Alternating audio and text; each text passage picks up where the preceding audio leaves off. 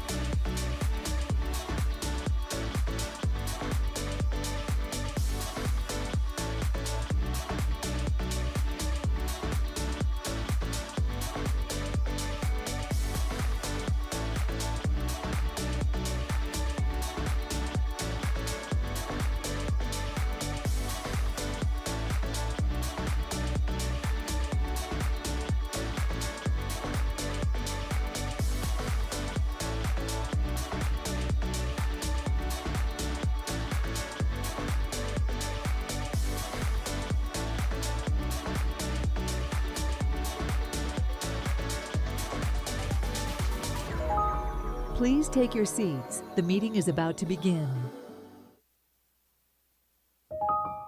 Please stand by. We are going on air in 5, 4, 3, 2, 1. Okay, good morning, everybody. Sorry for the little delay, but we're waiting for one of our board members, and one of them will not be here. Scott will not be here today. So welcome to the June 25th Planning Board meeting, fresh off a hockey championship for our state, which was very exciting. That's right.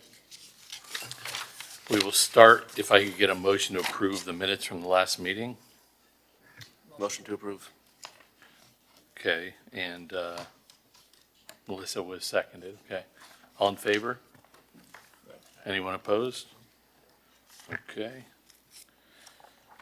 Turn it over to the city attorney. Thank you, Mr. Chairman, and good morning, members of the board. Today's meeting of the Planning Board will be conducted in a hybrid format with the board physically present in the commission chambers at Miami Beach City Hall and applicant staff and members of the public appearing either in person or virtually via Zoom.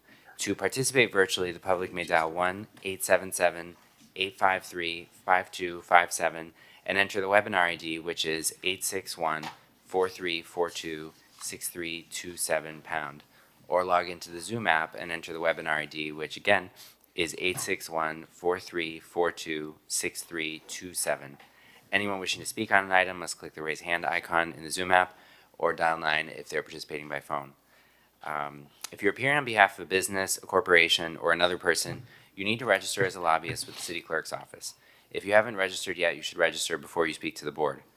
You don't have to register as a lobbyist if you're speaking only on behalf of yourself and not any other party, or if you're testifying as an expert witness, providing only scientific, technical, or other specialized information or testimony in this public meeting, or if you're appearing as a representative of a neighborhood association, without any compensation or reimbursement for your appearance, to express support of or opposition to any item.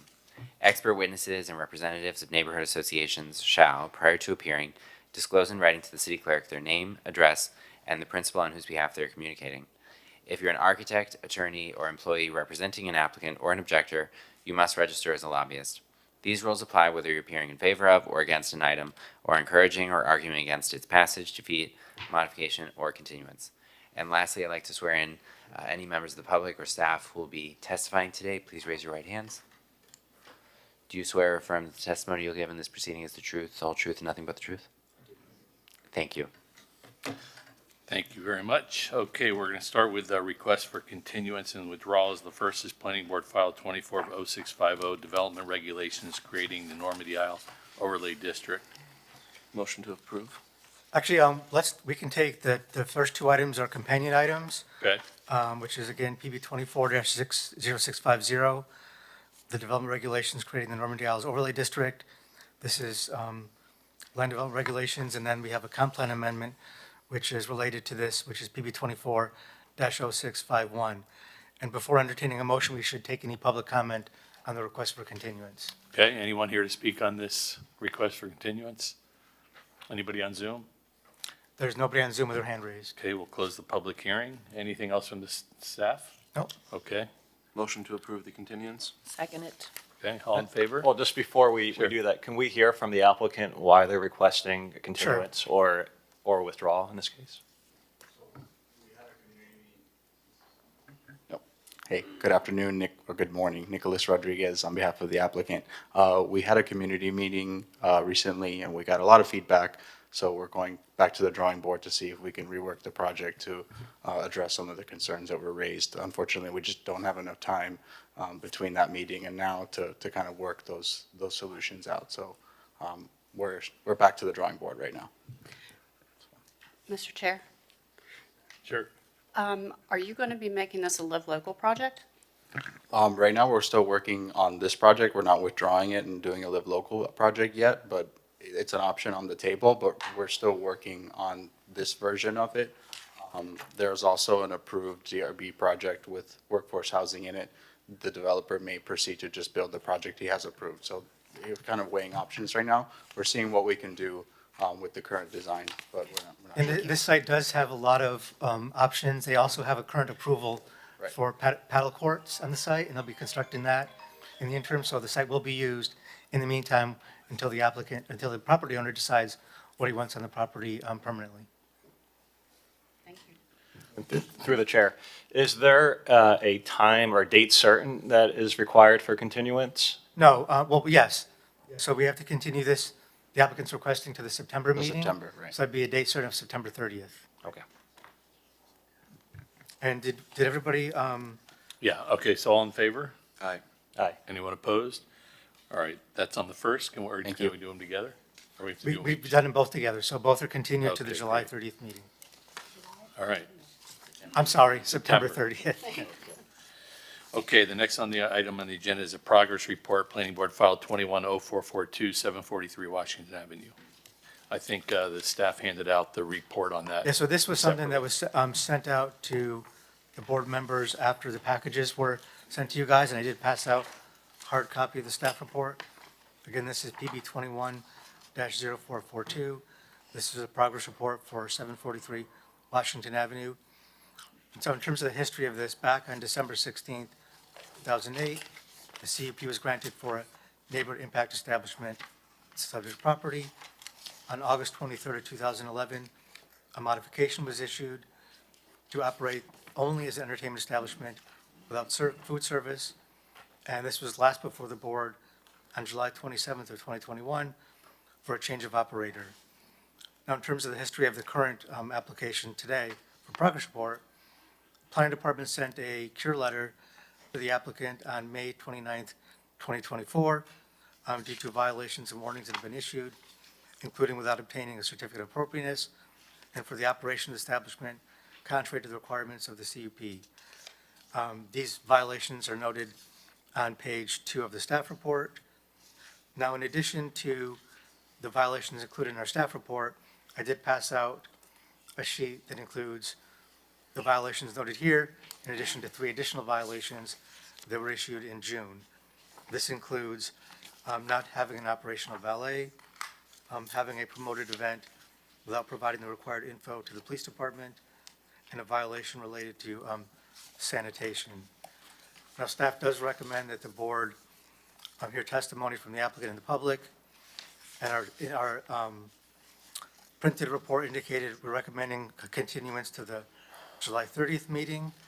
However, if there are issues regarding the operation of the valet, it's a question of whether or not the CUP does require valet. I know the operator right now does not have valet, so if the board wanted to modify the CUP, you could schedule a modification hearing. The soonest that could happen would be for the July meeting. Then I'll turn it over to the applicant who can explain the history of the site and the corrective actions taken on the violations. And Michael, just so everyone knows, I always appreciate when they put the name of the entity, but the operating to the public is the Vendome? Vendome, yeah. Vendome? Okay. Good morning, Mr. Chair. Mickey Marrero, 200 South Biscayne Boulevard with Burkhardt, Rodolfo, Fernandez, Larkin, and Tapinas. With me today, Alexander Bastille. He's the operations manager for Vendome. As Michael said, we got involved with them in 2021 when they bought this club from a prior operator named Rockwell was the name of the prior club. And basically, they just changed the name on the CUP. They took the CUP over. At that time, we did multiple inspections with code, planning, actually the police and everybody else, just to make sure everything was done properly at the time. And as a result of those inspections, the license was approved after the CUP was approved. And 2 of the violations, one of them was for a sculpture that apparently would have needed a certificate of appropriateness. That was there before, and it was subject of inspections and was never raised, but it's been removed. It wasn't even their statute. It was part of the prior operation, so that's already been removed. That takes care of one thing. There's also an issue with the tinting of the windows. Again, that degree of tint was the same as when they inherited the club from a prior operator. It was never raised before, but nonetheless, they've addressed it, subject to the city's inspection, but they've already fixed that over the weekend, and hopefully those 2 will go away. I think what remains is there's a violation for obstruction of the sidewalk, and I've talked to them about that. It's not something that happens regularly, but there are some peak times when there's a few people that arrive at once. Most of their business is through reservations of tables, so they don't have too much of that. But there have been instances where a group of people comes at once, and they have to check everyone for weapons. They've never had an issue with weapons in the club. They've never had major operational issues of that kind. But sometimes if 10 people arrive at once, they have to make sure everyone's got the appropriate ID, make sure everybody's checked. So there are moments where there's a little bit of a crowd. What I've told them to do going forward is, if that happens, obviously you don't want to allow people in that don't have the appropriate identification, and God forbid there's a weapon, which they do a very good job, and they've been commended by the police for the job that they do. Just put the folks along the side of the wall so there's no obstruction, and I think that will be resolved going forward. It's really not a constant problem, but it's something that they know they have to just improve on. Finally, as to the valet, which is the thing of most concern, I think, they always had a valet operator. It's a third party. It's not their operation. They have a third party that they contract with, like most of the businesses in Miami Beach.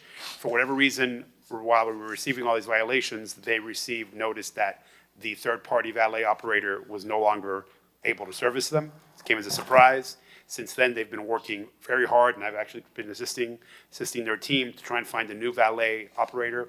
They actually had obtained one, actually obtained 2, got to like the 11th hour to finalize, and then it was pulled away from them.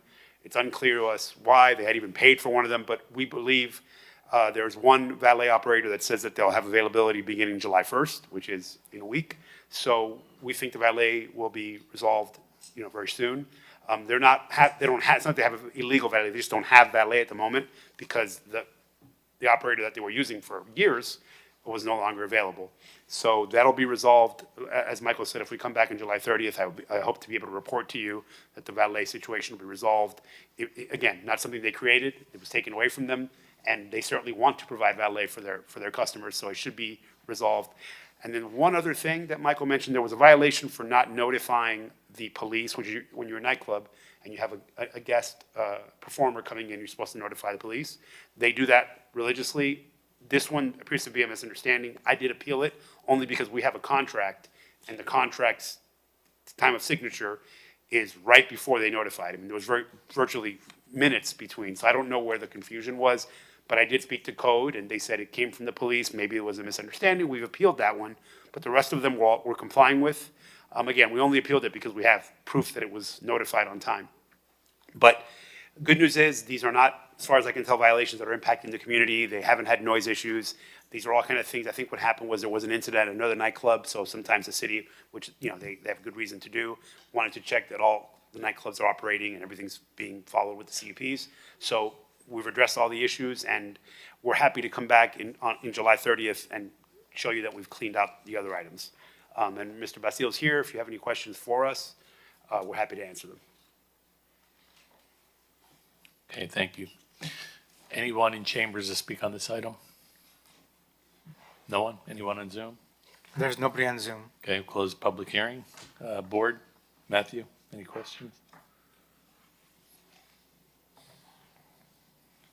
Good morning, Mickey, and good morning, everyone.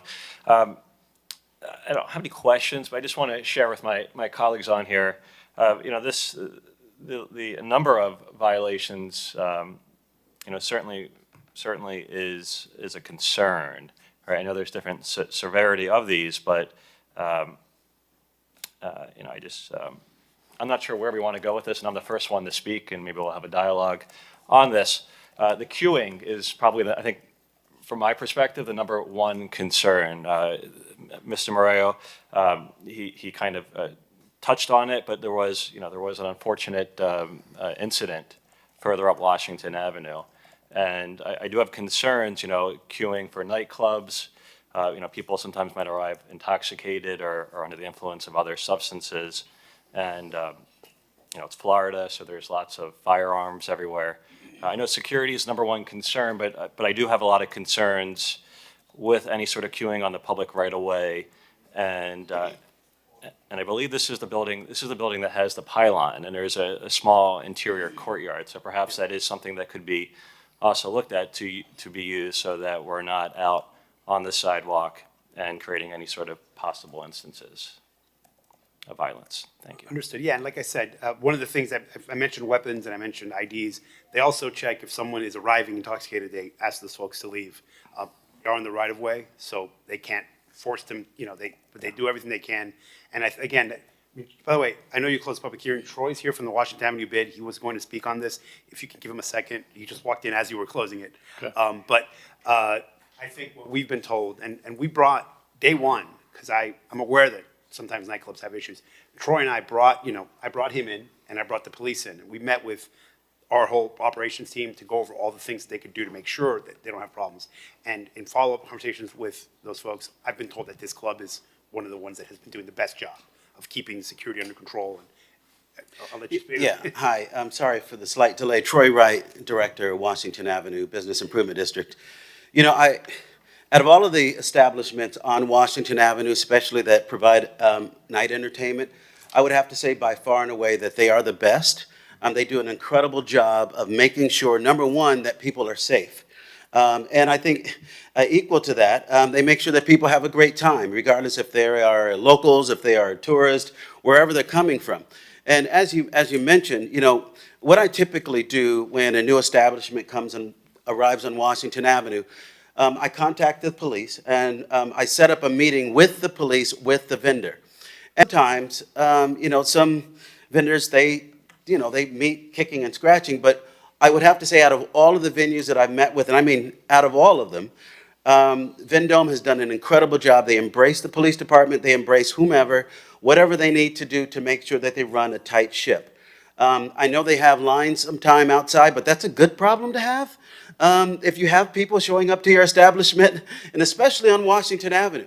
If we look at the history of the avenue, and we look at the trials and issues that they've had before and now, that pretty much outside of the problem that we had a month ago, there's been few to no problems on Washington Avenue. So I actually commend Vendome for doing an excellent job, for staying out of trouble for the most part, not having any problems with violence, and really doing a stellar job. Thank you.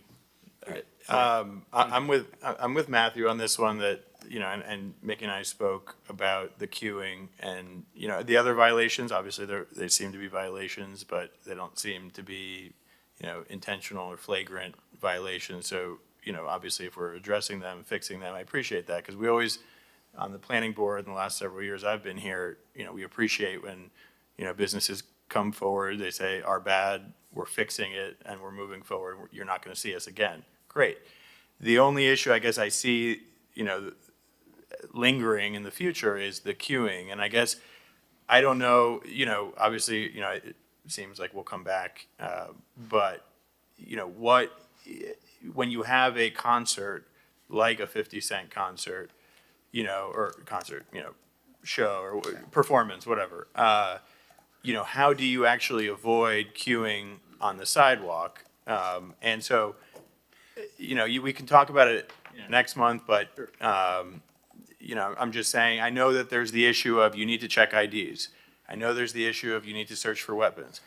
But in the CUP that was originally passed long before I was here, it says no queuing at all. And so that's sort of an issue. I think that maybe it's part of that is because there is that inside corridor that the IDs can be checked in there or, And just to clarify, when you say, just want to make sure we know what we're talking about. It's not really concerts. What they do is the way they have like a guest. I So know, if 50 Cent was to come. They grab the he comes up, mic, does they two or three sing a couple songs. songs. Yeah, I get it. I'm just saying, but still it draws a lot of people. Yeah, it does, yeah. And so the question is when you have these big groups, I'm curious how you are going to comply with the CUP to, because the CUP says no queuing. It doesn't say no queuing unless people are trying to get their IDs checked and, so I that's all I'm trying to figure out.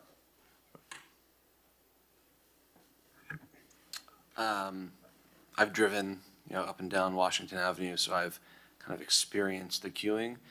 I understand that it's great kind of from your point of view, you're trying to promote Washington Avenue. If you have the queuing, you feel like it's great because people are there. But as, residents who might use Washington Avenue for other purposes, it might not be as great. So I definitely think that that's something that has to be addressed. The CUP is very clear about it. And to try and downplay it, right, I think is minimizing the original intent of the CUP. So it's an issue that has to be resolved. And in some way, I'm curious, just generally, a lot of attention has been given to kind of, Ocean Drive and things that go on there.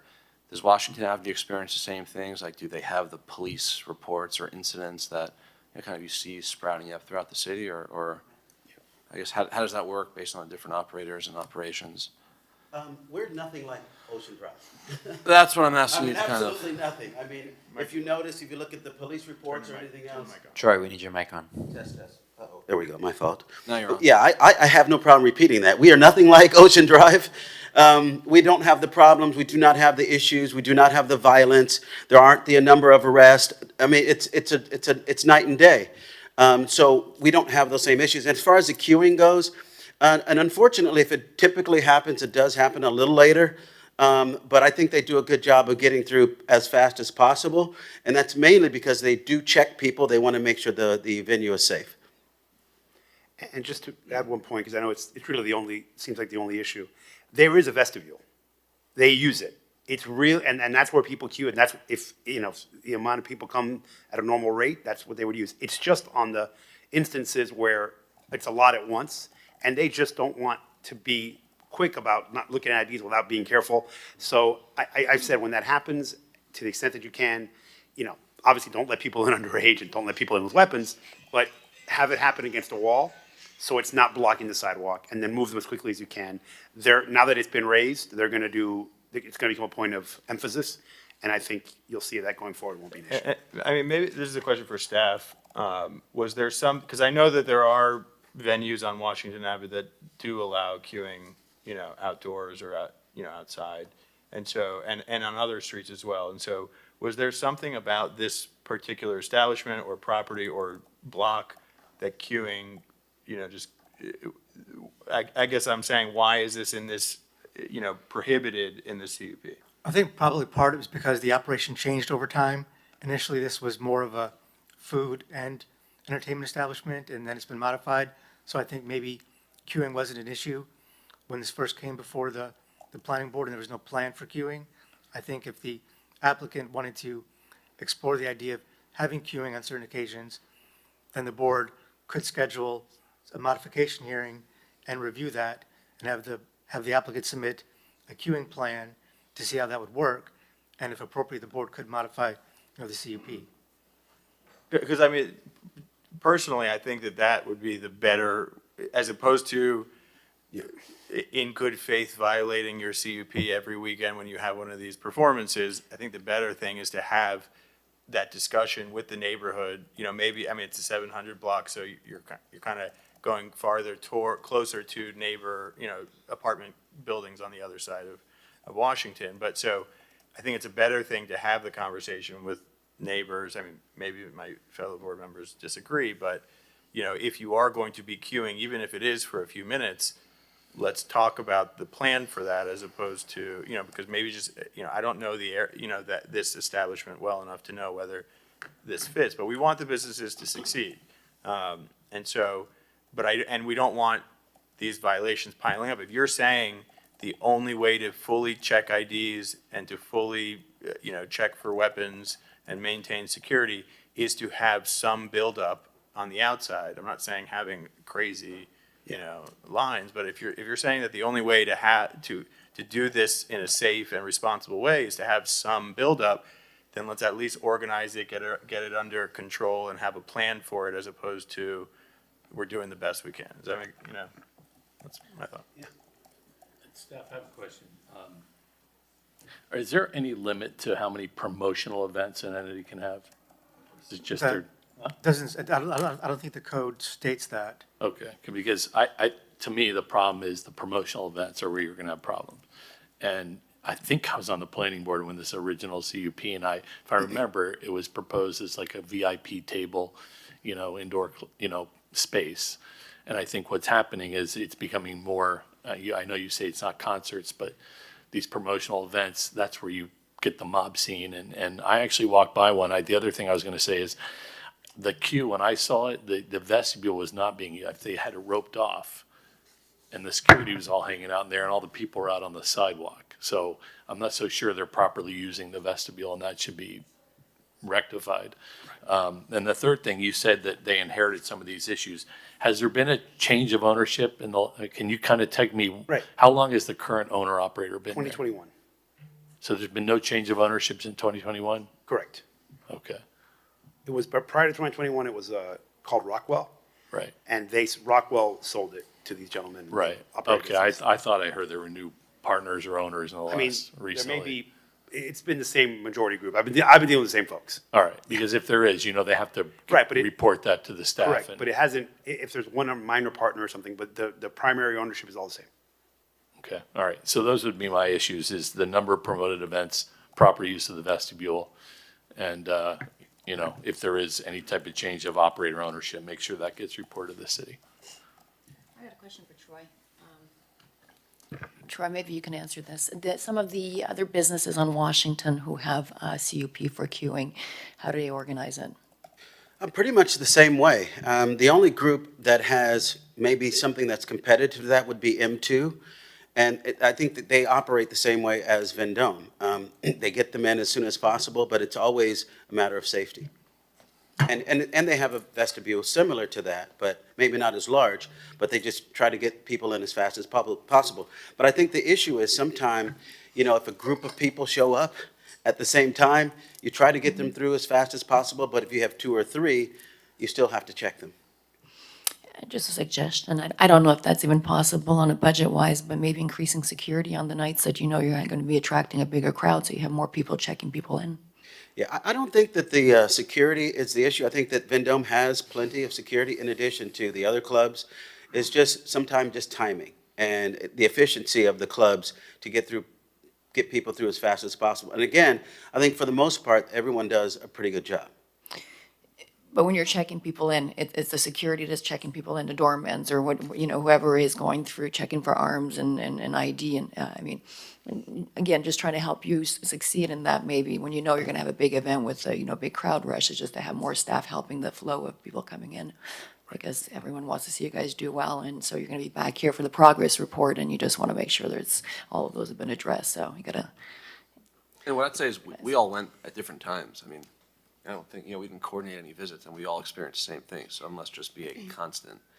And by the way, I really think you're probably the single best advocate for any single district in our city. Well, thank So, you. thank you for that. I'm passionate about it. I believe in what I do, so No, thank just you. Always trying to push it forward. Thank you. Mr. Chair. Elizabeth? Hi, good morning. I have a couple of questions, and the first one is, why are we even entertaining businesses in the city that require us to check for weapons? I mean, that seems to be a problem. I don't understand why we are checking for weapons. Do we have people that just, I mean, is it every club in the city that checks for weapons, or is it just a specific number of clubs? Yes, it's just a matter of just being cautious. And it's because it's the night.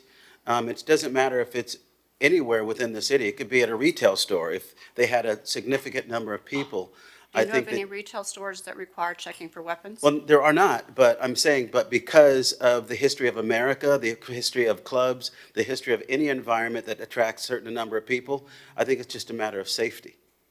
How many police officers do you have inside that are checking IDs and walking around? I mean, do you have a nuisance team that's inside that are checking for these things, or? I don't have that exact number, so. At any given time, there's between 12 and 20 security personnel, depending A on. lot. How yeah. big is the club? 4,500 square feet. And you've got that many? That's. Well, I mean, I think the idea is, look, sometimes I go to schools and I go through metal detector. Sometimes I go through Miami-Dade County, the city of Miami, government buildings, I go through metal detectors. But we're talking about a nightclub. Okay, so here's the other question. So the ordinance that requires that there's 96 hours notice to the city for any type of special event, I don't understand how that escaped people. I don't understand how that escaped the club when that is a well-known, documented. I mean, do you have that So- with you that Yeah. says that No. that it was submitted, or? They do it multiple times a week. Every single Right, but this guest is a pretty DJ. big one. So this one, the contract was signed, I don't think they violated it, so we've appealed only that one. They provide this notice multiple times a week. They do it religiously. So it's not like they're constantly failing on this. It was one time that was a violation given. I spoke to the director of code about it already, and he suggested we appeal it because we do have the contract that shows that the time works. I think it was just a misunderstanding, frankly, on the police side, but, and they just, they have someone that checks, automatically sends these things to code. But again, they've, on hundreds of times, sent the notice, and it's never been an issue. So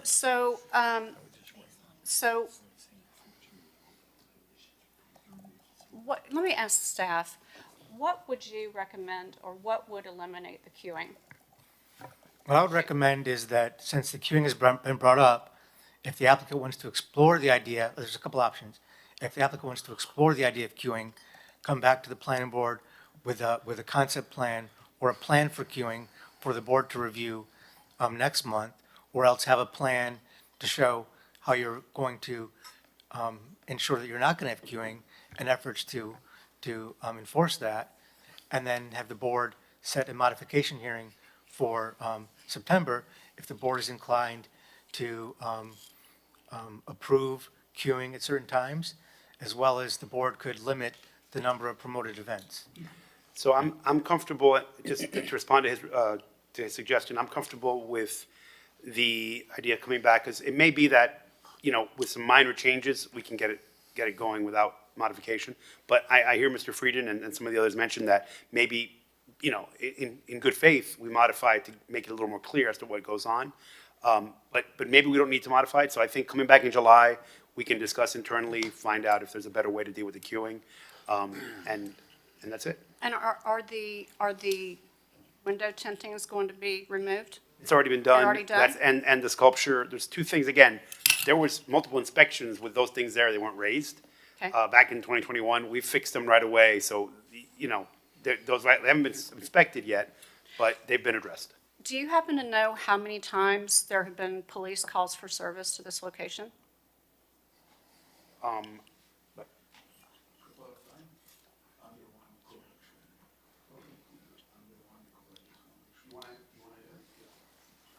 sorry, I'm just trying to get all the facts before. Good morning. Good morning. My name is Alexander Bastin. I'm the operation director for the club, friend with the owner. So I came in Miami 15 years ago. I opened the club, and for me, the most important was the security of the people. I listen almost like all the problem violation. First, I would say something we don't want. We don't want any problem with the city. We don't want any problem with anybody. We try to follow the rules. So regarding the police, I will say I'm the one who called. As soon as I start to see people argue, I even said to my security, back up, and I call the police. Nightclub is not easy to run, especially because there is alcohol. And all my staff, they have the SERF program. They know about alcohol rules, about underage. So it looks like the main problem is the people in front of the street. We are successful club, but I would say the only thing we want is we don't want people on the street in front of the club. Okay, one time it happened, the code compliance came to me and told me you can't have anybody in front. So it took me long time to explain to the owner we need more security. Sometimes I put even security with a valet, because I saw the valet, he was packed with so many cars in front of the club, and he blocked the whole street. And I tried to put security with valet.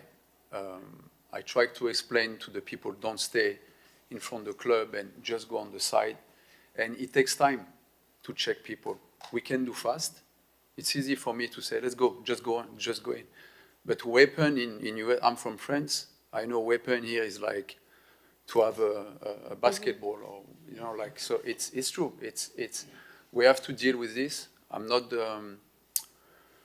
I hope some rule will change. I'm glad when I see for Memorial Day like 10 cars of police in front of the club blocking 5th Street, even if it take me like forever to go at the club, and even me, they don't want to let me pass. But I will say the most important is the security, and for me, take time to check people, pet down people. We took more. When I say we have 12 security, sometimes 20. When I have 20, it's because I have a big event. Some artists bring also, it's not easy when you have a big artist, hip-hop, famous artists coming. I had more security. I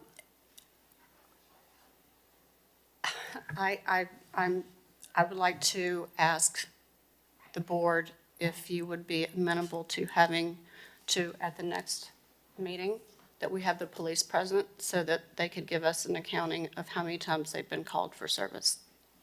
Because I didn't get an answer to that. It's fine if they're willing to come. We can ask them, we can't direct them to come. Yeah. I think they'd be, And also, Mickey, for the next meeting, I would like, if you could just bring kind of a statistic of how many promoted events they're doing each month. Because again, that's my biggest Right. concern, is that I remember when the CUP was issued, it was really not for a concert hall or parties. It was more of a quiet, private, anyway, so. And just to follow up on that, I'd say also, I think the approach should be a plan to limit the queuing, not to allow. Right. Well, that's why I'm pretty sure the private events the promoted events are what's creating most of the problem. So, so we're going to bring you back next month for a progress report, and please provide that information. and we'd request that the police be present as Well, well. staff will do that. Right. Could we get a motion to continue Yeah, this to someone's gotta the move. July 30th Yeah. meeting? Bring them back So next month. I'll make a motion to continue it to next month's meeting, and kind of making sure that we hear from police, as well as the special events and the plans that you all have, as well as a plan for removing the queuing, ensuring there is no queuing going forward. Okay. I'll second. All in favor? Any opposed? No. Thank you. Before the next item, I just want to make a correction. The September meeting is September 24th, not September 30th, as I indicated previously. Right, and there's no meeting August, just to remind everybody. Okay, next we're on to revocation modification hearings. First was Planning Board File 210435, Lincoln Lane Eatery. And the staff report begins on page 11 of the board packages. Now, just some from history for this application, this goes back to January 22nd of 2019, where a CUP was issued for a neighborhood impact establishment for indoor entertainment. On September 24th, a modification was approved to expand the use to the rooftop. In October 2021, a modification was approved to include outdoor entertainment on the rooftop.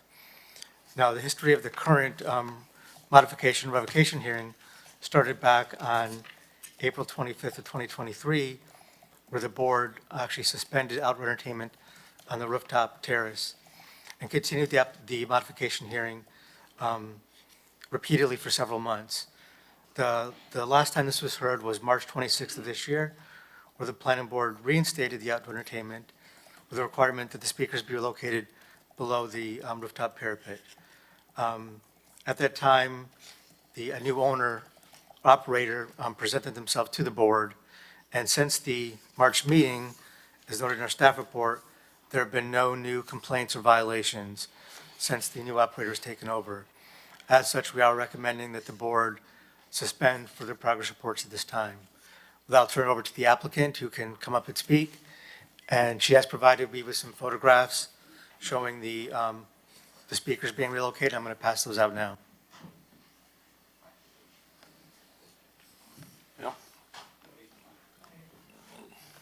Nice to see you all again.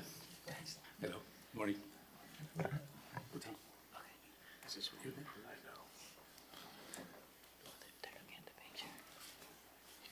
Sign postcards. Thank you. Looks amazing. Thanks. New postcards. So my name is Isabel. Good to see you again. I provided you with a picture of what we did. We Just did remember, lower the introduce speaker. yourself and your address, just for the record. Oh, sorry, Isabel Guerrero, Twisted Tonic at the Lincoln Eatery, 723 North Lincoln, Lincoln Lane North. And I'm providing you with a picture of the updated speaker situation, which you asked me to lower the speakers. The picture shows that all the speakers were lowered. So I don't know if you have any questions. We haven't had any complaints thus far. We've kept the music pretty much where it says we need to be, where you can have a conversation up there. And that's it. So. Okay, anyone here to speak on this item in chambers? No, anyone on Zoom? Nobody on Zoom with their hand raised? Okay. Unless people have questions, it seems like they've kind of done everything we've asked them to do, and we can suspend this unless anyone. I just have one. Sure. We had MBU had their party on the roof. Yeah. And I do see in this photo that there's still speakers on the wall. Yeah. So, but they were supposed to be lowered to ground level. Was that not? No. No, that wasn't No, right? I think the intention was that they position them downward. Down? Okay. Yeah. All right. Anyone have questions or someone want to move to suspend? Make a motion to suspend further progress reports. I'll second it. Okay, all in favor? Aye. Anyone opposed? Okay, Thank you. thanks. Thank you. No need to come back, just behave. Can we keep these? Yeah, keep it. And just to be clear, we're suspending further modification hearings. Correct. Correct.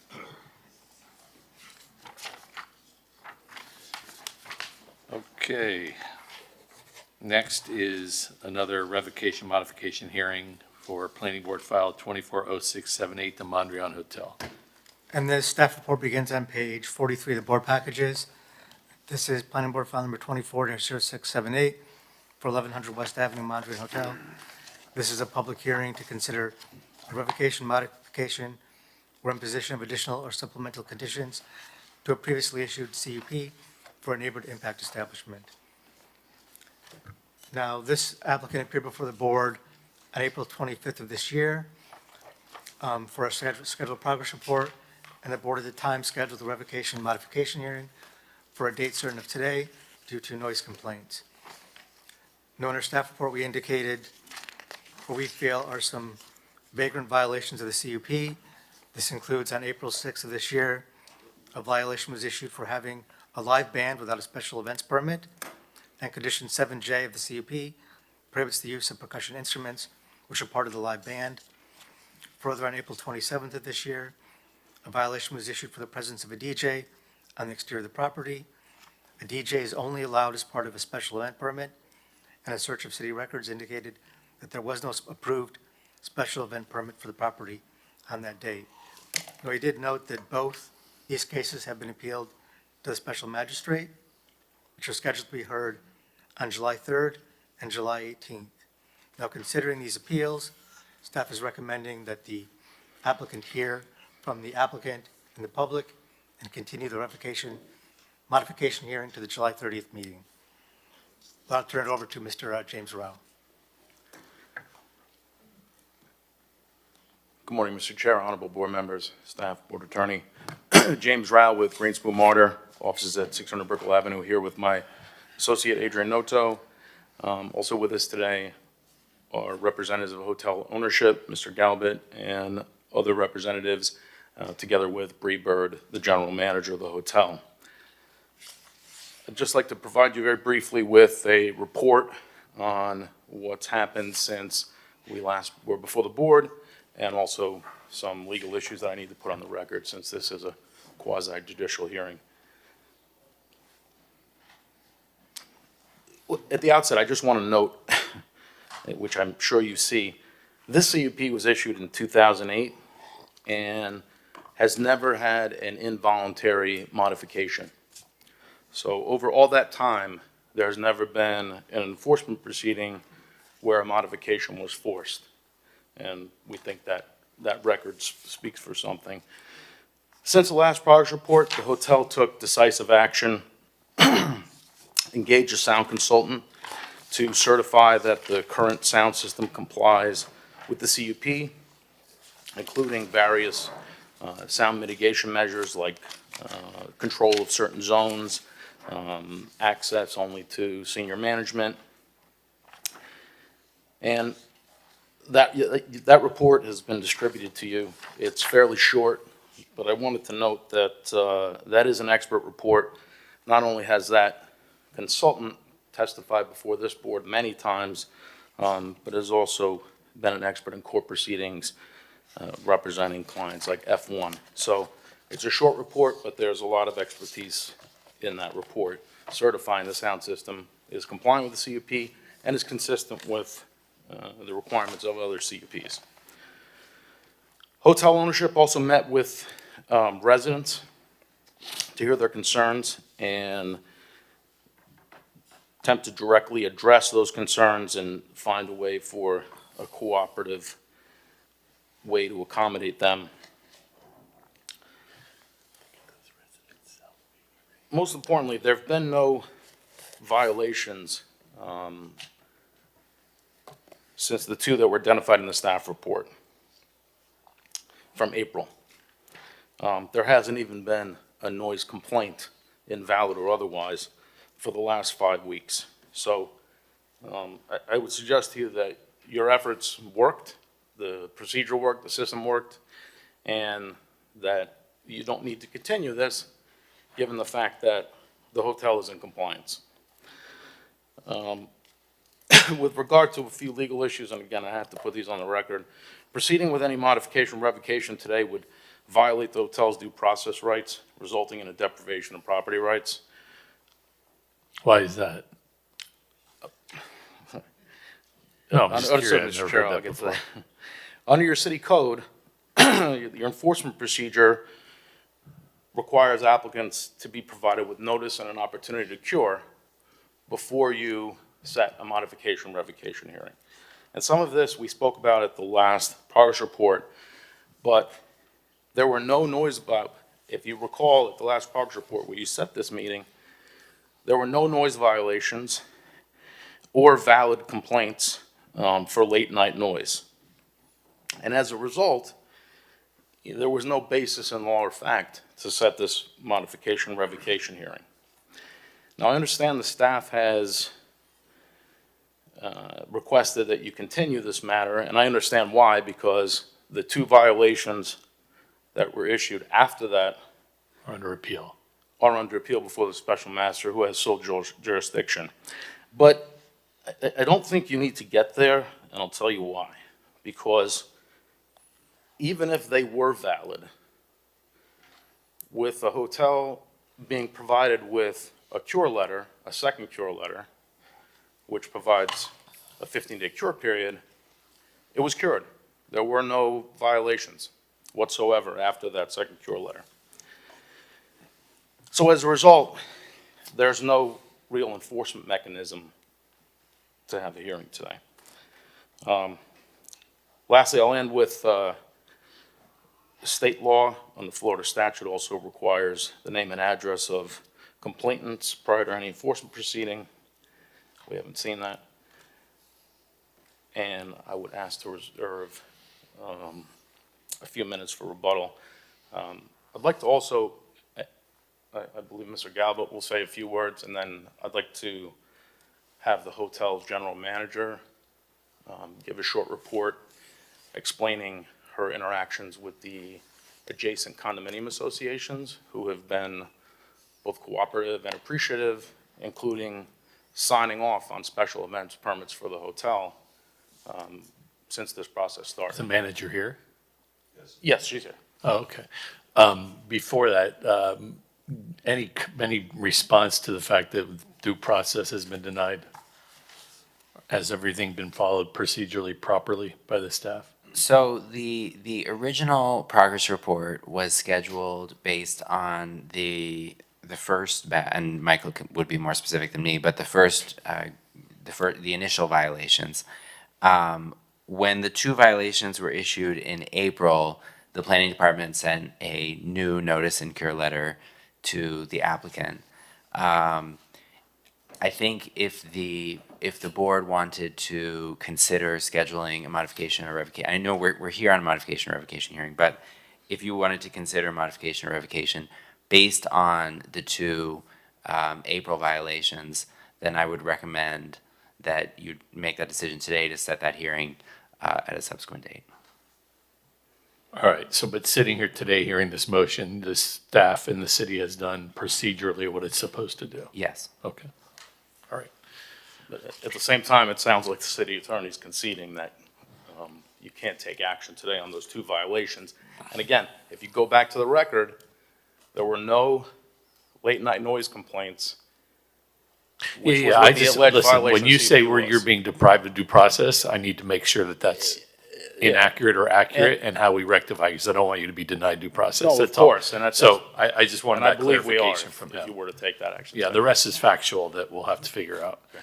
All right, so do you want your manager to speak now and Russell, or do you want to wait for public comment? You want to wait? Okay. All right, so I assume some of you are here on this matter and, okay. Just make sure you introduce yourself and identify your address. Thanks. Thank you. Good morning, Planning Board. My name is Amy Litos. I'm a member of WABNA, the West Avenue Neighborhood Association, and I'm here with my colleagues, Tim Carr. Morning. Susanna Pruckner. We all live on West Avenue. We were with you 2 months ago on April 25th, and we're sort of going to pick up where we dropped off there. So I hope this works properly. We have a short presentation for you.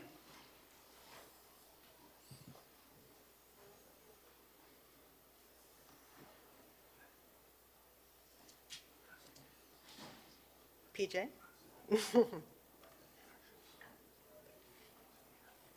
There we go. All right. We would like to start off just by reorienting ourselves to where this property is. The Mondrian is a hotel in a residential district, essentially. It's flanked on both ends by multi-unit condominiums, 1,000 Mirador and 1,200 Mirador, where Susanna lives. There are hundreds of units here, and if you had, let's say, 3 or 4 residents per unit, we're affecting potentially thousands of people by the actions that are taking place at the Mondrian.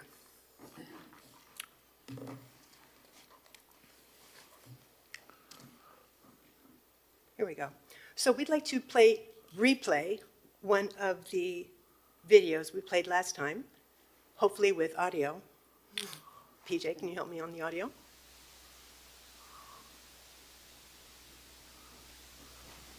I think the sound is, the volume is clicked off there at the bottom of the screen. Sure, people don't, I don't want to interrupt anyone. But you will? Well, no, I'm no, kidding. no. Just messing with you. I just want to, I don't want to interrupt anyone while they're speaking, so it's more of a lot of time of objection to, Your microphone's not on. Yeah, put your mic on. I just want to lodge a timely objection to the use of any hearsay evidence. Although hearsay evidence is admissible in an administrative proceeding to corroborate or explain other evidence, it can't serve as a sole basis for competent substantial evidence. So And you're saying this video is hearsay? video's hearsay. Any testimony about what other people have seen would be hearsay. Hey, Brent, With the- how a is video- how is the video hearsay? Could we speak to that, please? We don't know who took the video, if it's the same video as last time. Mr. Right, Chairman, okay, all right. my Okay. my So recommendation, so we don't engage in a back and forth, is I would allow the public to make their presentation. And then you can either during your rebuttal, or if you intend to cross-examine, you can do so after they speak. But I would rather we not go back and forth. No, during I didn't the want to public interrupt the No, I know, but he presentation, made an that's why. objection, so we had to Yeah. deal with it. No, but I didn't okay. want to interrupt the presentation. That's all right. Well, that's Go all ahead. right. So we've clarified that Susanna Bruckner actually took this video from her unit, which is on the top floor of And the the date of the 1200. video? It's actually, if I'm not mistaken, an event that happens quite frequently, right? So this, Well, no, but I need to know, we need to know when this was filmed. That's relevant. I can look it up and Okay, add it to all right, we'll need that. all right. So hopefully we've taken care of the audio issues. Okay. And again, a fairly breezy day. Nevertheless, you can hear that very, Now, boot camp, I'm assuming there's some exercise thing going on? pardon? Is it, when you say boot camp, I assume it's some exercise program? Yes, you Right, can see them okay. on the deck of the Mondrian. Okay. It should zoom in a sec.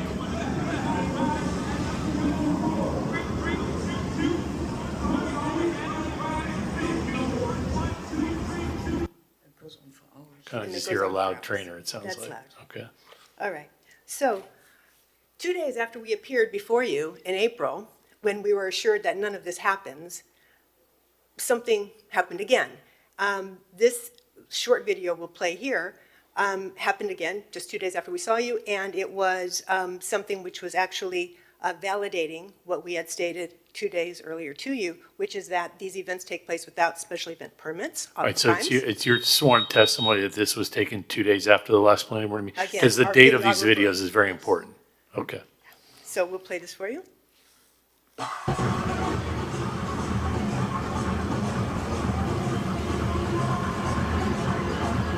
Do we have a time of day that was taken? Pardon? Do we have a time of day that was taken? I'm sure she could check her video. Yeah, I mean, to see because when he's she going to have took a it. basis for objecting if we don't have more Was it specifics around about the 4 in the videos. afternoon, as I recall? Before sunset in any case, but it goes on for hours, it's just Okay. randomly. Well, and. So you think it was in the that- afternoon? Yes, it was in the afternoon. Okay. All right, so.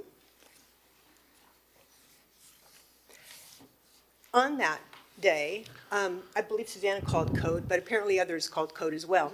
And code went out and visited the property. From certain angles, the audio was not audible, but once the code officer, as you see here, this is from your packet. Once the code officer entered from another part of the property, not only was the sound audible, but the code officer witnessed the DJ, who, by the way, shouldn't have been there in the first place because there was no special event permit for this event. But the code officer witnessed the DJ turning down the volume, which is what we have said is what happens. There are spotters of some sort who always tip off what's going on at the Mondrian, and the behavior is corrected before the officer can actually witness it. So, and a violation was But you've issued. got the documentation right there above. from and your their packets. comments. So now, this next slide, we're going to show you, and it's a bit long on the fireworks, but I'll speak over that. We're showing this because this is a case where a special event permit is actually not even needed, even though I think we can all admit that fireworks are special events. What was needed for this was only a fire department permit. Now, and I'll play this as I'm talking. The difference is a special events permit will have a sign-off sheet which the manager signs and also attests that all of the tenants of that property have been notified of that event. However, in a fire department permit for something which is obviously a special event, that's not necessary. So in this case, nobody knew this was going to happen in the neighboring buildings unless they were notified somehow by, I don't know, friends or maybe being a member of the club. But obviously, this is something that should have required a notice. So just as we suggested last time that the special magistrate process be reviewed, we ask that the special permit process be reviewed as well, because certainly this is flawed. Neighbors should be made aware of this. In addition to the environmental damages causing, that's a secondary issue. But we ask, and we will look at that a little bit more in detail in the next slide, that the special event permit process be reviewed and amended. What time is this? Pardon? What time was that video taken? It was. Well, this I know. I was at the Arts Center that night. This is just a week ago last Saturday. I went to the Arts Center to watch a flamenco performance. And on the way out, when I'm going to catch the bus to come back to the city, I could hear fireworks going off somewhere. I thought they were coming from Bayside, but I couldn't see them. And sure enough, just about I'm getting on the bus and Susanna sends me this video. This is what's going on right now. And we knew there was no special permit pulled for this because we had listened in on the special permit hearing just the month before. So your complaint about that is primarily that the process doesn't require some type of notice? Correct, Okay. correct. Okay. And what neighbors know that they should be looking at this department or that department or the other department in order to make themselves aware of what's going on basically in their neighborhood. I mean, this is right next to a marina where boats are. Boats are anchored in the bay. This is, I mean, feet away from the baywalk. This is potentially, and the debris, this is potentially dangerous on top of everything else. Obviously, a special event. It's pretty good, Yeah, pretty good fireworks show. I was saying, I want the notice so I can take my kids next time. I mean, This wow. is taking place feet away from the baywalk. Okay. So, this is what we're talking about in terms of the special permit process. This is the sign-off that is given to the property managers, as is stated here. Now, the property manager is signing off and attesting that, according to this, it's highlighted in yellow, all tenants have been notified about the special event and that there were no significant objections. Now, 2 points here. First of all, this is only one of several, but this person is not the manager who has signed off on this permit, contrary to what the previous speaker had said, and we have residents of the Mirador at 1200 here with us today. They have never been notified about any special events. And all Mr. Chairman, how much time would you like to allow? I've added Not a much couple longer, but, Okay. and frankly, a lot of what you're talking about is a staff issue. It's really not a planning board issue unless we have the right to amend the special permit process, This which is- I don't think we do, but We're just suggesting. yeah, we no, want to have a they need to positive hear it. I mean, attitude. if you think, We want that's, to make positive changes here. Right. And actually, this is in rebuttal to what was said previously, that all these special events are signed off on. Well, they're not valid if they're not signed by the person who is supposed to be signing them, which in this case is the manager. And this person did not follow through on the other item which was mentioned here, which is that everyone was notified. But I just wanted Susanna to speak to that very quickly, and we just have one more slide, very Okay. quickly. I wasn't even aware this document existed. I didn't know we had. Sorry, any- can you state your name for the Oh, I'm record? sorry, my name's Susanna Purger, and I live on 1200 West Avenue, Mirador North. until I was shown this document in different versions, never signed by a manager of ours. I didn't even know this existed. I didn't know we were supposed to be asked. I was never asked in the over 10 years I've lived there. And I would have not agreed to most of these events because they're crazy. It's like living next to an event space or a zoo.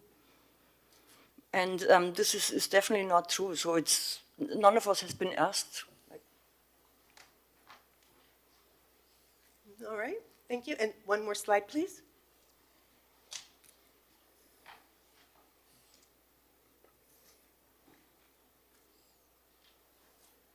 Here we go. And lastly, again, speaking to what the previous speaker brought up, in 2008, when this CUP was issued, we have put together a chart of the modifications to that CUP since that time. As you can see, several have taken place, a lot of them in 2014 for some reason, but essentially all of them have been in favor of the property owner, the business owner. They have increased hours of operation, increased the types of operation, and again, speaking to the previous speaker, the second to the last row shows something interesting, which is that in 2014, they were made, I'll just read it verbatim, must allow code officer on property, which implies that either the code officer was not being given the right to access a property previously, or that, they didn't have to. Right, that was what was alleged.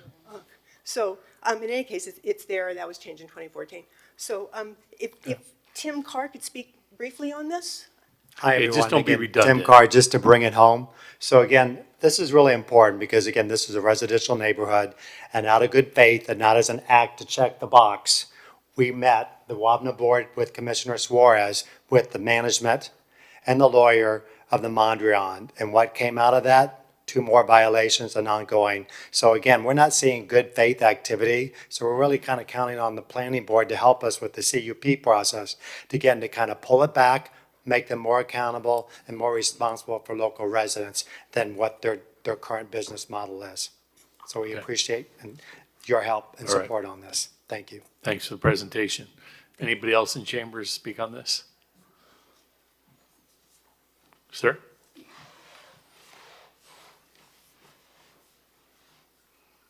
Good morning. Thank you for being here. Thank you for your service. I'm a... Name and address. My name is Enrique Escobar, 1200 West Avenue, next to the Mondrian. I've been a resident there since 1995, and I have a bayfront. So I see the Mondrian right below me and so forth. I was here at the original meeting and heard the hotel's audio specialist give a lengthy explanation of how the speakers, they're my apartment, I could not hear because it only had such a dynamic range. And that was the assurance that my life would not change. I did speak up then and say, hey, this is a livability issue. I bought my home there. I rented it before, and then I bought it during the conversion. But it's my home. And somehow then I was asking, don't take my home and turn it into a commercial establishment. That's not been the case. You hear this, I can tell you for personally, there's noise a lot. I don't know how much has been documented, but it's a lot. I live there, I see it. I see they have a pathway to the dock that they have, that used to be ours. There's people climbing over the gates, drunk, coming off the boats, going into the Mondrian. There's no security from the Mondrian on both sides. Sometimes they come off the boat and they can't get off the gate. That's nothing, we can't control that. We can't even access that ourselves. If you look at the north side of the Mondrian, from our perspective, you will see a series of black mold coming down that building at least 50 to 100 feet. It was like that when they took over, because they put some sort of gardening thing up there, or whatever. I don't know, whatever caused the leak, but it's still there. They redid it years ago, and they painted it over. but tell you, it's worse now, and it's very visible. I mean, this is what I look at my neighborhood, a fungal mess, you know? All I'm asking for is, I don't mind them being a hotel, but when I was here originally, they didn't present these constant parties, balloons going up in the air for what do you call it, gender reveal, a helicopter over the top of the Mondrian for another gender review. This is all the livability aspect that I'm asking to check on. Okay. I came here originally and asked the same thing, and this is what's developed. So if there's good faith on their side, frankly, as an owner, as a voter, as a citizen of this community, I don't see it. Okay. I trust you to make your decisions based on everything. Thank you very much for the time. Thank you for showing up. Anybody else? Okay, please don't be redundant. So if it's something we've already heard, great, but if anything new, go ahead. No, it's the same thing. Okay, you're a resident, okay, but anything different for you that we haven't heard, ma'am? No. I just want to make sure you can speak, but if it's the same thing, we get it. No. You sure? Okay. Well, Not really. now I feel bad. Go ahead, come speak. I just don't want the same thing over and over again, but please speak. Okay, my name is Carmen Page. I live in 1200 West Avenue in apartment 1001 facing the bay. I have the same issues, noise issues. I have other issues, but they're not related to this right now, so I don't think they're relevant to this meeting, but I do want to corroborate that we do have a lot of noise compliance, and I made plenty of calls to code compliance about it. Okay, all right, thank you. Anybody else? Anybody on Zoom? Yes, we have one person on Zoom, Olivier. Olivia, do you swear or affirm that the testimony you'll give in this proceeding is the truth, the whole truth, and nothing but the truth? I do, absolutely. Thank you. You have 3 minutes. Okay, I just want to make the same point that people made right before me, the 2 or 3 people who spoke before me. I am a resident of 1000 West Avenue. I live on the 6th floor, very close to the Mondrian, and the experience that I have is exactly the same as my colleagues who live at 1200 West Avenue. The noise that we suffer is simply unbearable. That's all. We have no other callers on Zoom? No others? That's correct. Okay, no one else here, okay. You want a rebuttal?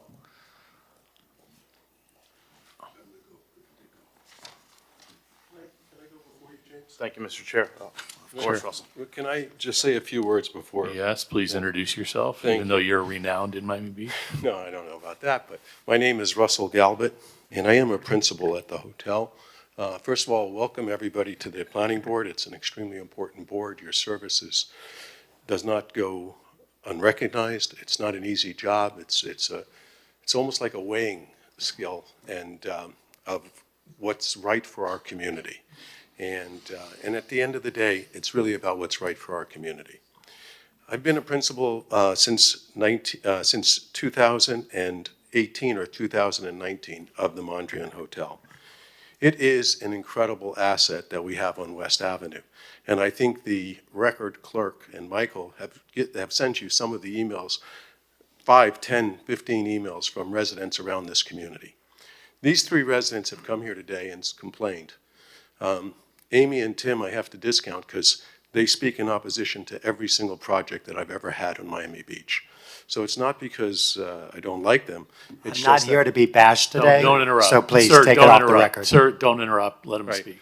The record speaks for He does itself. it all the time. It's unacceptable. I understand, but you can't interrupt him. You got to let him speak. The record speaks for itself. I don't know what his issue is or what Amy's issue is, but it's immaterial. I don't think it's appropriate I for think them to I think be what's bashing appropriate. other people directly. I'm not bashing anybody. I'm just saying what's factual, Jonathan. I will tell you that we are concerned if our neighbors are not happy. That's extremely important to us. As you may or may not know, we've spent, and I do want to answer some of the things that were here. We have spent 7 years getting a Baywalk approved. It is finally approved. It is finally going in. We have every right to cross the pool decks of our neighbors.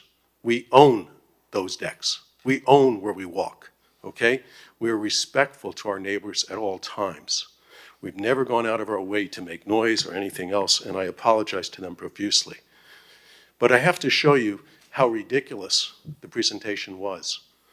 Part of the presentation was the fireworks. Those fireworks had nothing to do with the Mondrian. They were for a home on Star Island that uses the same bay to set off their fireworks that they showed you today. They also showed you some music that came from boot camp, which we, by the way, give for free to So the Russell, local- that's your testimony under oath, that was not a Mondrian event? That is my absolute testimony. Okay. It was from a resident on Star Island.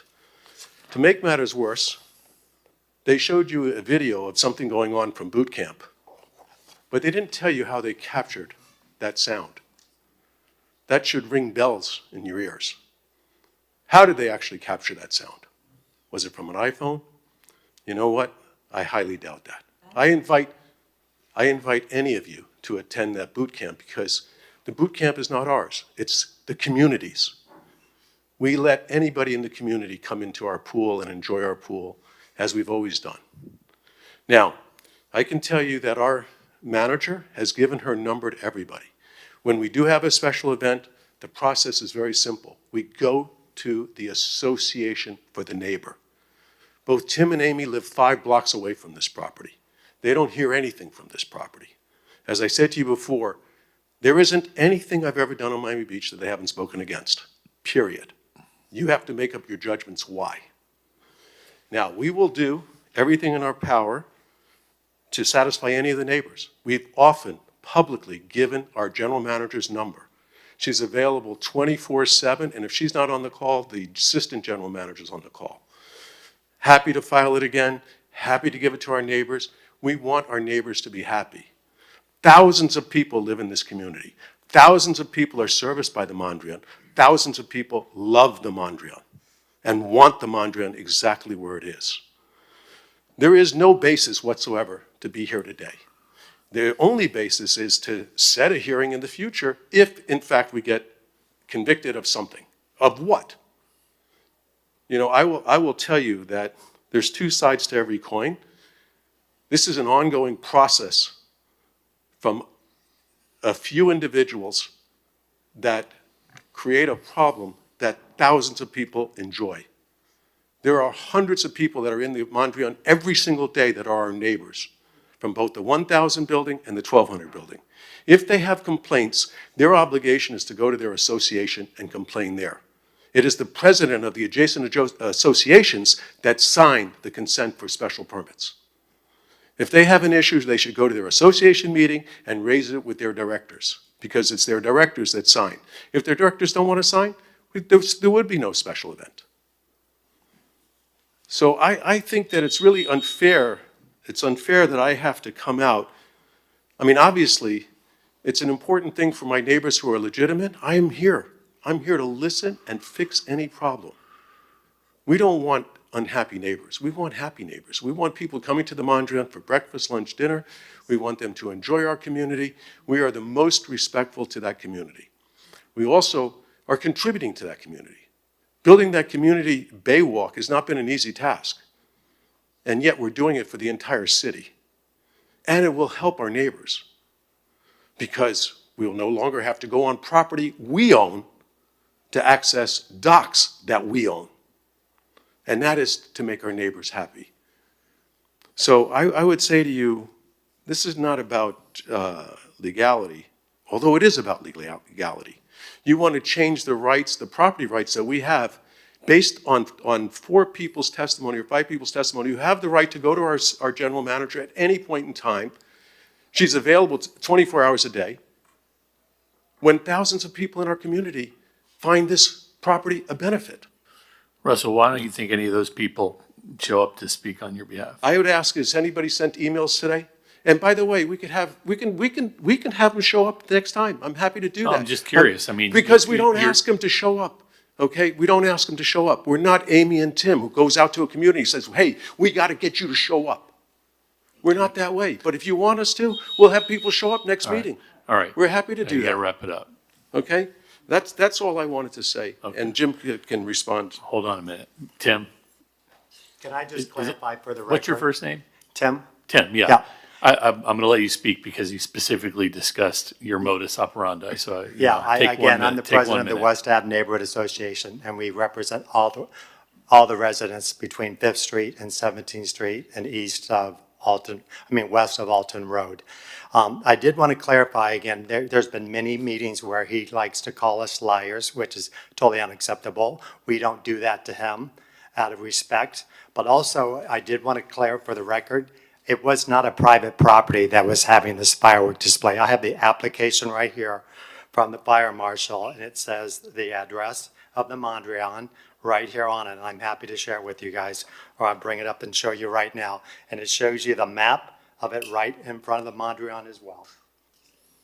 I would also like to say that Mr. Galbert did state just a few moments ago that it's the association president who signs off on these permits. However, the permit itself, or the sign-off sheet for these special event permits, state that it's the manager of the property signing off. And that in fact is Yeah, not who's you signing mentioned off. that. Go to the bottom, you can see placement is right. In addition, also, But is that because it was being launched from there? I mean, are you sure this is a Mondrian event? Because I think what Russell said is that they have to launch from there, but it was another. Tim, I would just ask, Leah whatever Collins-Shoat. you're showing, to send Michael Belush a copy for the record and to also share it with, Who is Leah Collins-Shoat? with the applicant. I don't know, the police chief shared this. Russell, is Leah Cohen-Shohat have anything to do with the Mondrian? All right, okay. All right. No, Oh, my God. no, Russell, he's just reading it out. All right, we're going to go back and forth. There's no need for that, but I did want to give you an opportunity to respond. and Okay. since my name was invoked, may I just make a statement? As a member of the West Avenue Neighborhood Association, I am not here as an individual. I'm here representing my neighborhood, and this is a neighborhood issue. I'm speaking for all of those who live within that West Avenue corridor. And Mr. Galbert, I love Canopy Park, so please don't say I bash everything. Canopy Park is exceptional. All right. Okay, thank you. And a quick remark, those videos were taken with an Android Galaxy S21, if that's what the question was here. Android, okay. All right, last thing, 30 seconds. Yes, Mr. Galvin, I never met you. I never, I'm an owner there. Speak in the mic, don't Ma'am, we speak need you to on the him. microphone. I Please- bought my home in Please state your name, ma'am. Carmen Page at 1200 West Avenue, apartment 1001. When I purchased my home in 2005, I was given a brochure that said that I will have access to the marina, that I will have, I did water skiing at that time, so I wanted a boat and I wanted an access to the marina. Few months later, or maybe a year later or something, we were banned from going into the marina. And then now he says that the patio is owned by him.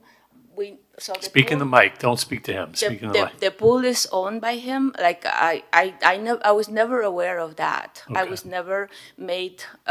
That was not presented to me when I bought the property. I remember even having in my closing statement that I was paying for the waterfront, and also I have. I remembered, and the brochure says that we will have access to the 3 pools. Soon after, the Mondrian closed off the access from us to the pools. We don't have access to the pools. I'm Okay, not all right. You invited made to your point. use the pool in the Mondrian. I don't think that. I mean, I was never told that. I want to complain about it. Okay, I'd just like to Last address. minute, Russell. Last minute, I'd just like to address too quickly. Number one is I never said the pool deck was owned by us. I said the pathway to the docks was owned by us. And that's clearly in the condominium docs. As it relates to using the Mondrian pool, we invite our community to access our pool. So all she has to do is not go through the gate behind the property, but she can come in the front door. And that's what I wanted to tell you. Second thing I wanted to tell her is that the reason our north dock, which is behind their property, is not a commercial dock. It's, yes, you want to rent a space, you can rent a space. But if you want to access a dock, the only commercial dock we have is behind the 1,000 building.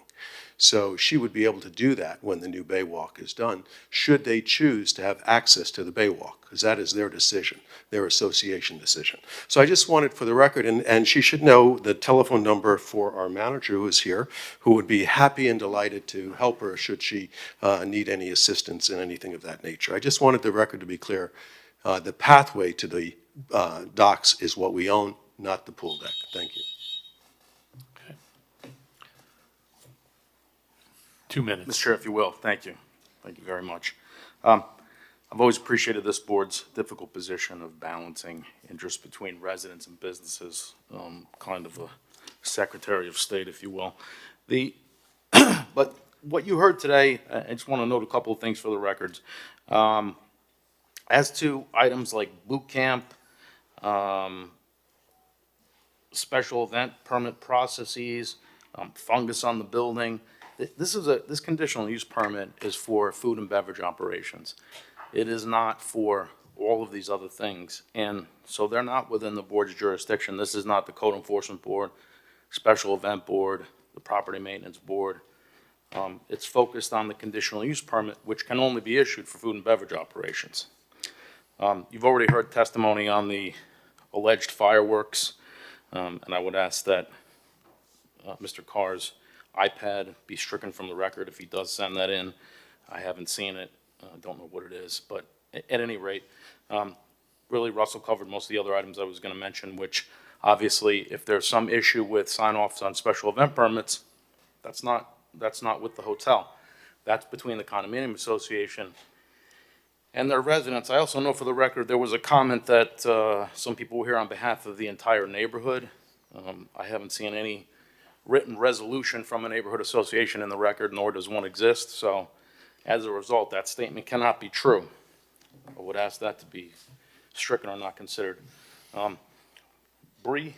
No, but I'm going to say one thing, though. So, you know, it's always tough for us, as you know, in balancing these items. So, but if the only people that come before us, and you can say all day they complain about everything, whether that's true or not, they have the right to do that.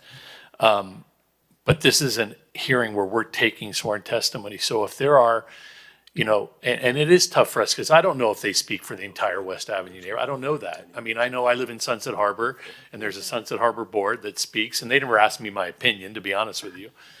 So I don't know how vast the public people, you know, that they service or represent. It's tough for us to know that. But if there are people that live in their building that disagree with them, that would say, you know, we don't hear this, or they should be coming forward, because we're here taking testimony, and if all we hear is from residents that complain, then we have no other counter basis to disagree with them. I might help a little bit with that if I could have Well, the I'm just general saying, because manager- you're gonna say they don't speak for everybody, and I don't know if that's true or not, because it's tough. I'm sure they don't go knock or call every resident of West Avenue and say, do you oppose the Mondrian, or are you in favor? But they have a job as an association. Hold on, Russell. They have a job as an association, and they technically do speak. So if there are residents that don't agree with that, all I'm saying is that, you know, you can say there's, like Russell says, there's thousands of people that support us. That may be true. I don't know. But if they don't speak to us, it's kind of extraneous to this hearing. Do you understand what I'm saying? Yeah, no, absolutely. Can I make a Understood. Yeah, I was meant legally speaking. There's no resolution from the neighborhood association. But I think Bree could actually address in part a little bit of that comment in terms of her interaction with the condominiums. Bree, if you could please explain that. Bree Bird, I'm the general manager of the Mondrian. Yes, every special event, I actually send it to the management of 1,000 and 1,200 Mirador. It goes to them first. They go to their board. If there's questions, I meet with them. I meet with them regularly. We have shared gates, shared buildings. I'm regularly in the 1,200 Mirador. And my personal cell phone number, I even detail the security plan and how we will not play music outside of our house system. So even with a special event permit, we don't bring in outside speakers or anything additional to our system. So then what's your view on the videos that they played? The firework one is absolutely nothing to do with Right, us. forget that one, forget the other two. The boot camp, again, it is a regular event that the residents can attend, and it is through our house system, and it is during the day. Mr. Chair. Obviously not a food and beverage event. If you're working out, you're not drinking. So, again, it's not related to the CUP as And Most it's of the through things our are house mentioned. system, it's not any, nothing additional is brought in, no additional staging, speakers, et cetera. It's, Well, what I heard, frankly, was the trainer screaming, but anyway. All right, wrap it up, and then I'm gonna let the board ask questions, please. Take 30 more seconds. Thank you, Mr. Chair. Just, again, to raise our hearsay objection on a few things that were mentioned by the residents who spoke. But I think that through some continued communication, this unnecessary vitriol between these residents and the hotel can be resolved. I hope so. I think the hotel has certainly made it clear they're open to discussion, communications. I do think there are some records, we don't have them, because we made a public records request, we didn't get copies, but I think there are some records of support, somewhere Well, in yeah, I the was city gonna ask, systems.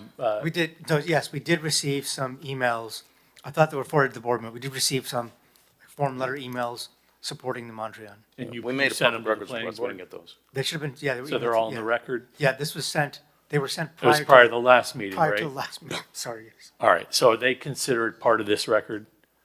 Yes, yes, they are. Okay, even though they're submitted prior to the last meeting? Correct, Okay. yes. All right, okay. You done? All right, we're gonna close the public hearing and start with Matthew. Wow, there's a lot to unpack here. I certainly sympathize with the neighbors. I certainly wouldn't want to hear, on a quiet Saturday morning, the loud music thumping through, coming through the walls and the windows of my apartment.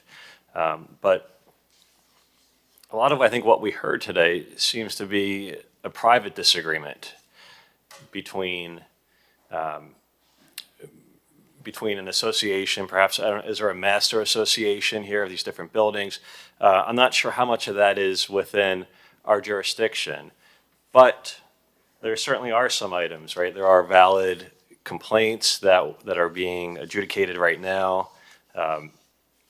There are questions about, what is our jurisdiction here? Does the CUP talk about noise during the day, or does it fall back on the city's noise ordinance?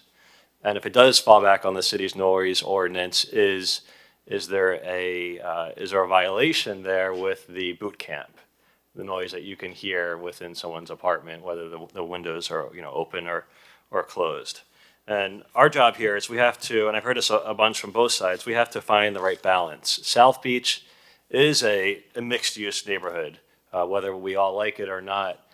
And the West Avenue corridor is probably among the highest density residential areas we have. So it's even more important that there is consideration given to neighbors so that commercial activities can succeed, but that residents can also have peaceful enjoyment and quality of life. I don't have the answer to any of these questions, and I don't know. I think we'll learn more as more of the colleagues, give their thoughts. One of my big concerns, though, was in this letter from the audio expert, and in there it says that the audio systems generally do not operate during the later hours allowed by the existing CUP. And what exactly does that mean, generally do not operate? Does that mean they can operate past the hours that are allowed? That's certainly something that I think we should take a look at. We should look at what are the limits of noise during the day. I certainly agree with the chair's comments about we only hear what's in front of us. There are thousands of residents in this neighborhood, and it's tough to, we have one group in front of us and they have a lot of evidence showing that there's noise during the day and at night. But it's a tough one here. So I want to listen to my colleagues and see where we land today. But I do share some of their concerns. Just want to put it out there. Matt, if I can just make one clarification on the noise.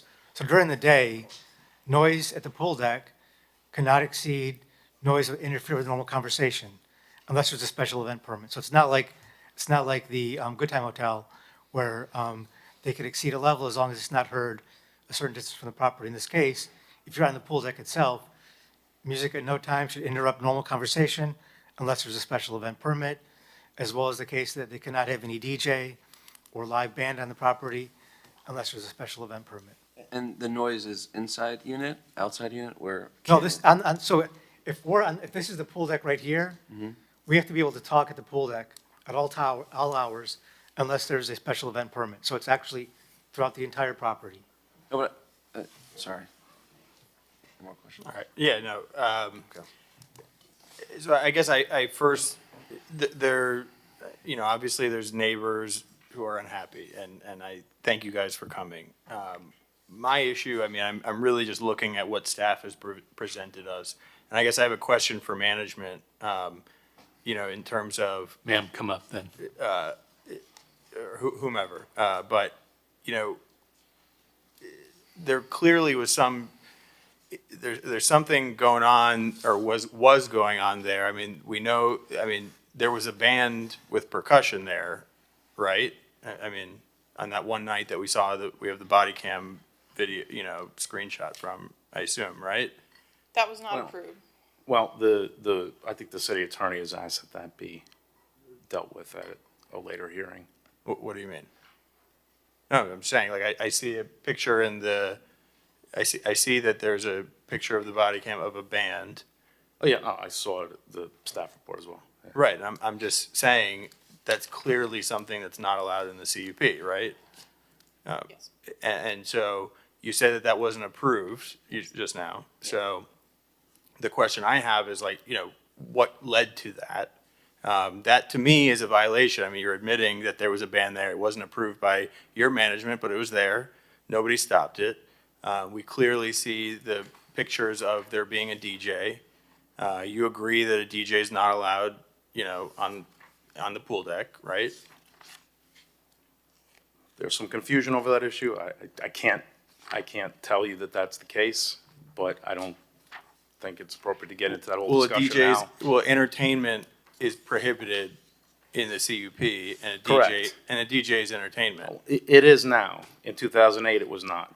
Okay, But- so that's, and I respect that, and so, you know, I'm one You of understand as a lawyer. I'm one of the lawyers here, so I Right. get your arguments, and to me, that's a reason to, let's deal with these issues now, let's address these, if we need to, modify the CUP so that we're crystal clear, because it's not fair to the residents if there's confusion and the benefit of that confusion is going to the business versus the residents. So my whole point is, I think we need to kind of take a step back. I think 2 months ago, I was the one who said, let's let's look at what's happened in the last 10 years with your speakers that are there, because, you know, things change over time. You know, you shift all the pool chairs to a different side, and next thing you know, you want the speakers going somewhere else. Not to say that that's wrong, and not to say that that should be banned, but it probably needs refreshing. And so when I saw this letter from Edward Duggar and Associates, I kind of had similar questions as Matthew had. It said, you know, you're operating in a manner consistent with the CUP, but it's not really saying that you're complying with the CUP.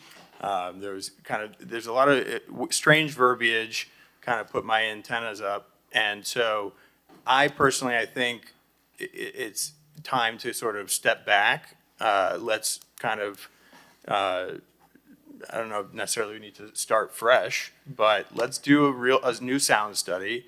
Because we've seen properties like the Good Time Hotel that have invested money in making sure the neighbors are happy. They've built relationships and they've spent money on, you know, sound barriers and whatnot. There's got to be ways of, especially since, when was it, you know, in 2019, you know, there's advancements that have taken place in sound engineering, and so,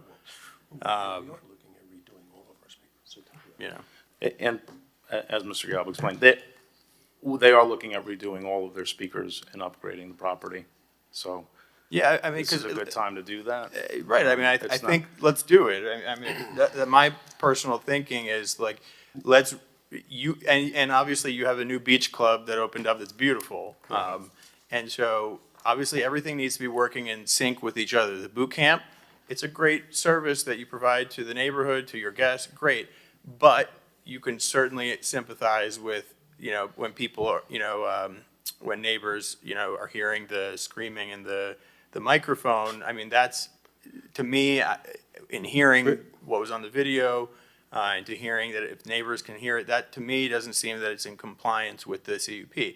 So maybe there's alternative options. I know, like, during COVID, on the rooftop of on Lincoln Road, they We did did it. the boot camps with the headphones, and there's ways around this. I think we should all just get together as a community to work together toward it, and I think that starts with a full study of where, and a new map of where all the speakers are, how are we, what your plans are, with an understanding that DJs are not allowed, because that's entertainment now. I don't think that was the intent, back when it was first passed, but maybe it was, but now now there's a question of whether, if that was the intent to allow DJs, I think the neighbors should know about it, now and have input on it. But I think, I'm just saying is that, nobody wants the hotel to shut down, but I think it's time for, let's look at a map of the speakers. Let's have a sound study done. Let's try to cure these issues. And if not, I don't see how, I don't see how you can keep going with a DJ, with live bands at the pool deck. I mean, that just doesn't work. Now, first of all, I want to thank you for your comments. We are in the process of looking at changing all of our speakers on deck to be quieter and to be a better member of the community. And I thank you for your suggestion. We don't need to do the boot camp, and I just heard from our manager, we will not do the boot camp any longer. It is for the community. And I don't know why you have to be drastic about that. It's just doing it responsibly. I think you should keep the boot it's the camp. type of thing that You should keep the boot camp. The microphone. I think that it's just like they were saying, it's just there's ways to mitigate it. No, we'll try our best to mitigate it. We did do the soundless at 1212, and again, that was also for free. So we'll do what we can. We're looking to cooperate with our neighbors and do everything possible. So, and we are analyzing our speaker system. We're good people, good people. I'm sorry that James wasn't able to get more into detail, but obviously there is a special master case that doesn't allow him to disclose. But the bottom line is that we are good people. We've always been good people. We believe in our community. That was not an authorized band that was playing behind. There's a whole story behind it that will be disclosed at the hearing.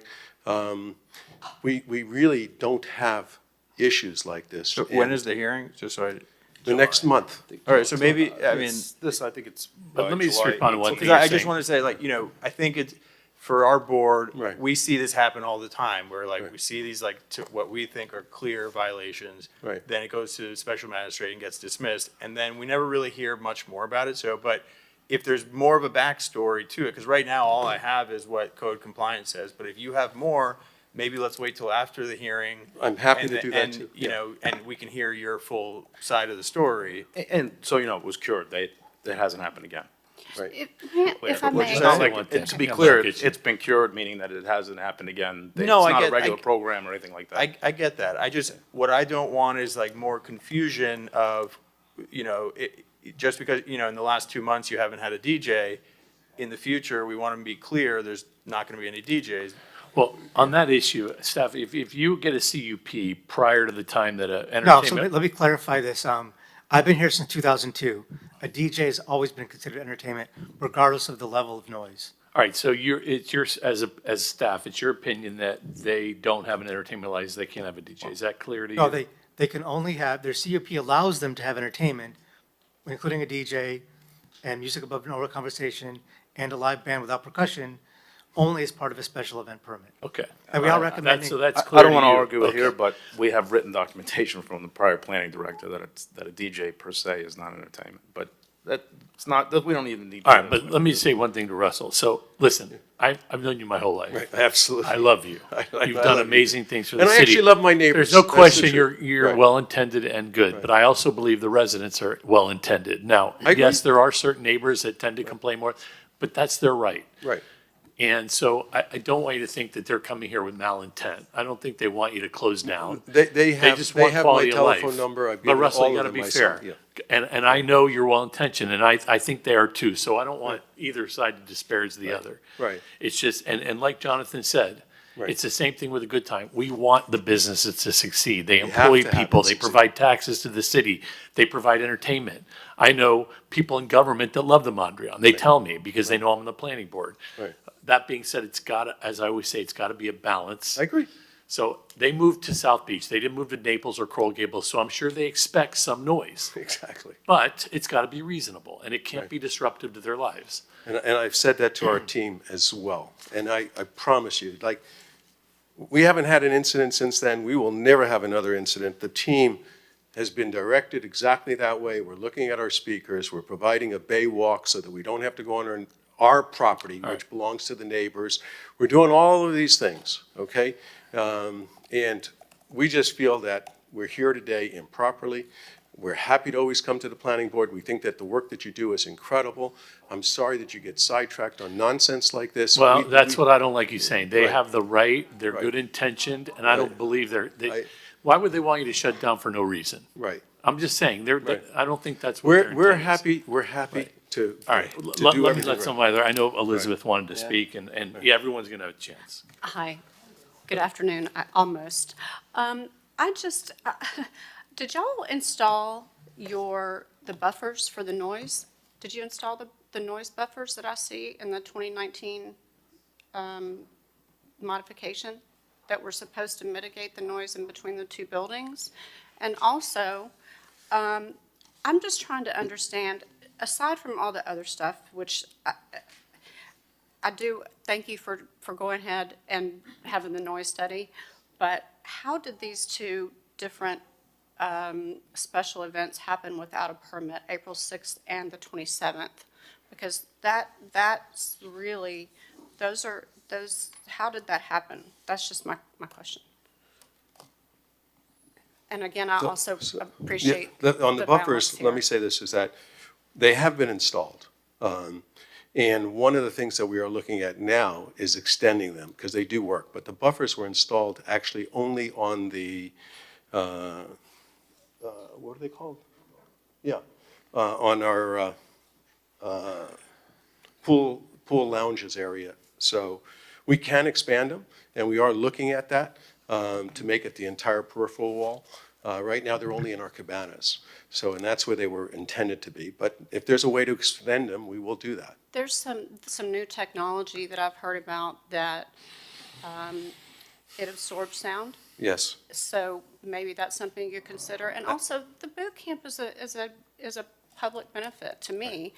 I mean, put the headphones on, do the silent disco kind of thing. I mean, Right. there's just a way to do that and make everybody happy. We will attempt to do that as well, for sure.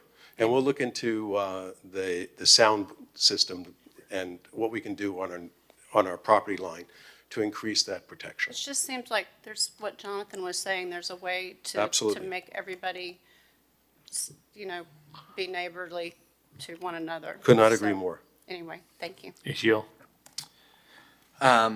It seems like there's maybe a slight disagreement between the different associations, which hopefully you could reach out, to the board kind of and have everyone collaborate and get together and work out the operational issues. Hopefully over time with the new speakers, with a new sound plan, kind of better understanding of everything, the noise will be mitigated, everything will be okay. I can tell you, as you guys brought this issue up, I think it was last month, I reached out to someone who is moving into the Mirador, I forgot which building, just said to him, hey, this is going on, what do you think? He kind of on the flip side, which I was surprised about, he said he's excited. Kind of, that's why he's moving to the West Avenue kind of district to be part of that kind of somewhat live, work, play. So I think there probably is some kind of, two sides to everything. Hopefully, I don't know what the will of the board is, whether this is continued, to next month where we can hear some more kind of. And respectfully, I would ask you not to continue it to next month. If you want to have a report coming back here, I would say 3 months, because 3 months will give us the time to actually replace the speakers, and look at the alternatives of how we can create this. The staff, you all recommended next month only because of the magistrate hearings? That's, we think if the board is going to make any decision to modify the CUP based upon those violations, they should do that. Well, why don't we do this? I mean, my suggestion would be to, because if we're gonna modify the CUP, I want to be able to see the sound studies and sound Right. reports. So why don't we continue it? I would make a motion to continue it to September because we're out August. It's very clear, you know, from Mr. Galbit, this will not happen again, especially in the meantime. I'm sure. Absolutely will not happen again. And so at that point, and we can set the modification revocation hearing for then, just so if there's a quick agree with fix that. that we can do at that point. Not Absolutely. like we're setting it to kind of, you know, shut down the hotel, but it's so that we can make some tweaks and to use the report that's given to us, implement that into the CUP. Because, I mean, the CUP, I think, specifically says whatever sound plan from the past engineer, and so we would need to update that anyway, so. that All would right, be can my I get a motion. second? I agree with that. Can we get a I second? will second I'll that, support. and if you can also, in the meantime, anyone that's in support, clearly you sent emails or people Well, sent emails. you have 10 letters on Have file. that submitted Yeah. into the record, Right. which makes, you know, this whole process Okay, kind of more I think transparent the for everyone. previous emails are in the record according to Mike. So, I'd second that. okay, And I'm told that there are more than 10. okay. All right, so we are going to bring you back. Well, first of all in favor? Aye. Aye. Anyone Does that opposed? include a requirement that they submit a revised sound study and speaker plan Yeah, I for the believe board so. to review as part of Right, the Jonathan? Yes. September 24th review for the continuation of the Yes. revocation modification? And the sooner that they can send it to us, you know, obviously, I mean, I know you guys, it takes time, so, but if you can send it to us when it's done as opposed to just with the pre-meeting package, that'll allow us more time to review and, you know, come up with, you know, for staff to We're done, implement. we're done, we're willing. And then to the residents' point, I think it would be wise to look into the whole, obviously, I trust the Mr. Galbit, that was not the fireworks were not a Mondrian-sponsored event, but they should that to me, should give notice to residents for something like that, or it should be special. Just to It's something- clarify, I did get documentation back.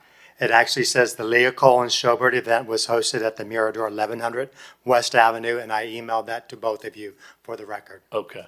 I'd also like to clarify that if anybody wants to speak at the special magistrate on this item, it's going to be July 3rd and July 18th. Is one of the hearings about the fireworks? No, this is on the cases we mentioned regarding the violation right, for the right, DJ. okay. I didn't see any violation regarding fireworks. Right, all I'm saying is to their point, which I think is well taken, is that that doesn't require a special event permit. It sounds like that's something maybe you guys should consider. I mean, I don't know, because I didn't see a violation for that. No, they're saying that to have fireworks, you only need fire department approval, Yeah, that's, and therefore they don't get notice. I'm just saying maybe you all should look into that procedure. that's something I think for the city commission to look at. Okay, Yeah. all right. All right, guys, thank you for your time. Can I make a quick remark? Last one, go ahead. Thank you. I take offense that Mr. Galbert is calling this nonsense. This is our life, you know. Calling you what? That he just called this whole procedure nonsense. We're No, not here for I nothing. corrected him on that, and I And told him, I I'm- know you guys My are life honest, and I know savings you're are in well my intentioned. condo, as Enrico just spoke, is a Vietnam vet. Every penny he owns is in his condo. So we're gonna come back in September, but in Yes. the meantime, they've I'm a promised lifetime us. first responder, and I've rescued people off the street all my life. And if Mr. Galbert thinks this is funny or nonsense, then I'm glad life treated him that well. I but scolded him about that. Yes, You're right. this is very disrespectful. You're I right. think he's going to make some changes. Believe me, we know you're well intentioned. No one on this board questions that. So thanks for your time. And it'll be, as Mr. Belush told you, the magistrate hearings are in July, and we'll be back here. We don't meet in August, so we'll be back here in September. So thank you all. Thank you all. We'll go to the next item. Sorry? Sure. Actually, if you all want to grab your lunch for 5 minutes, bring it back. We'll take a 10-minute break.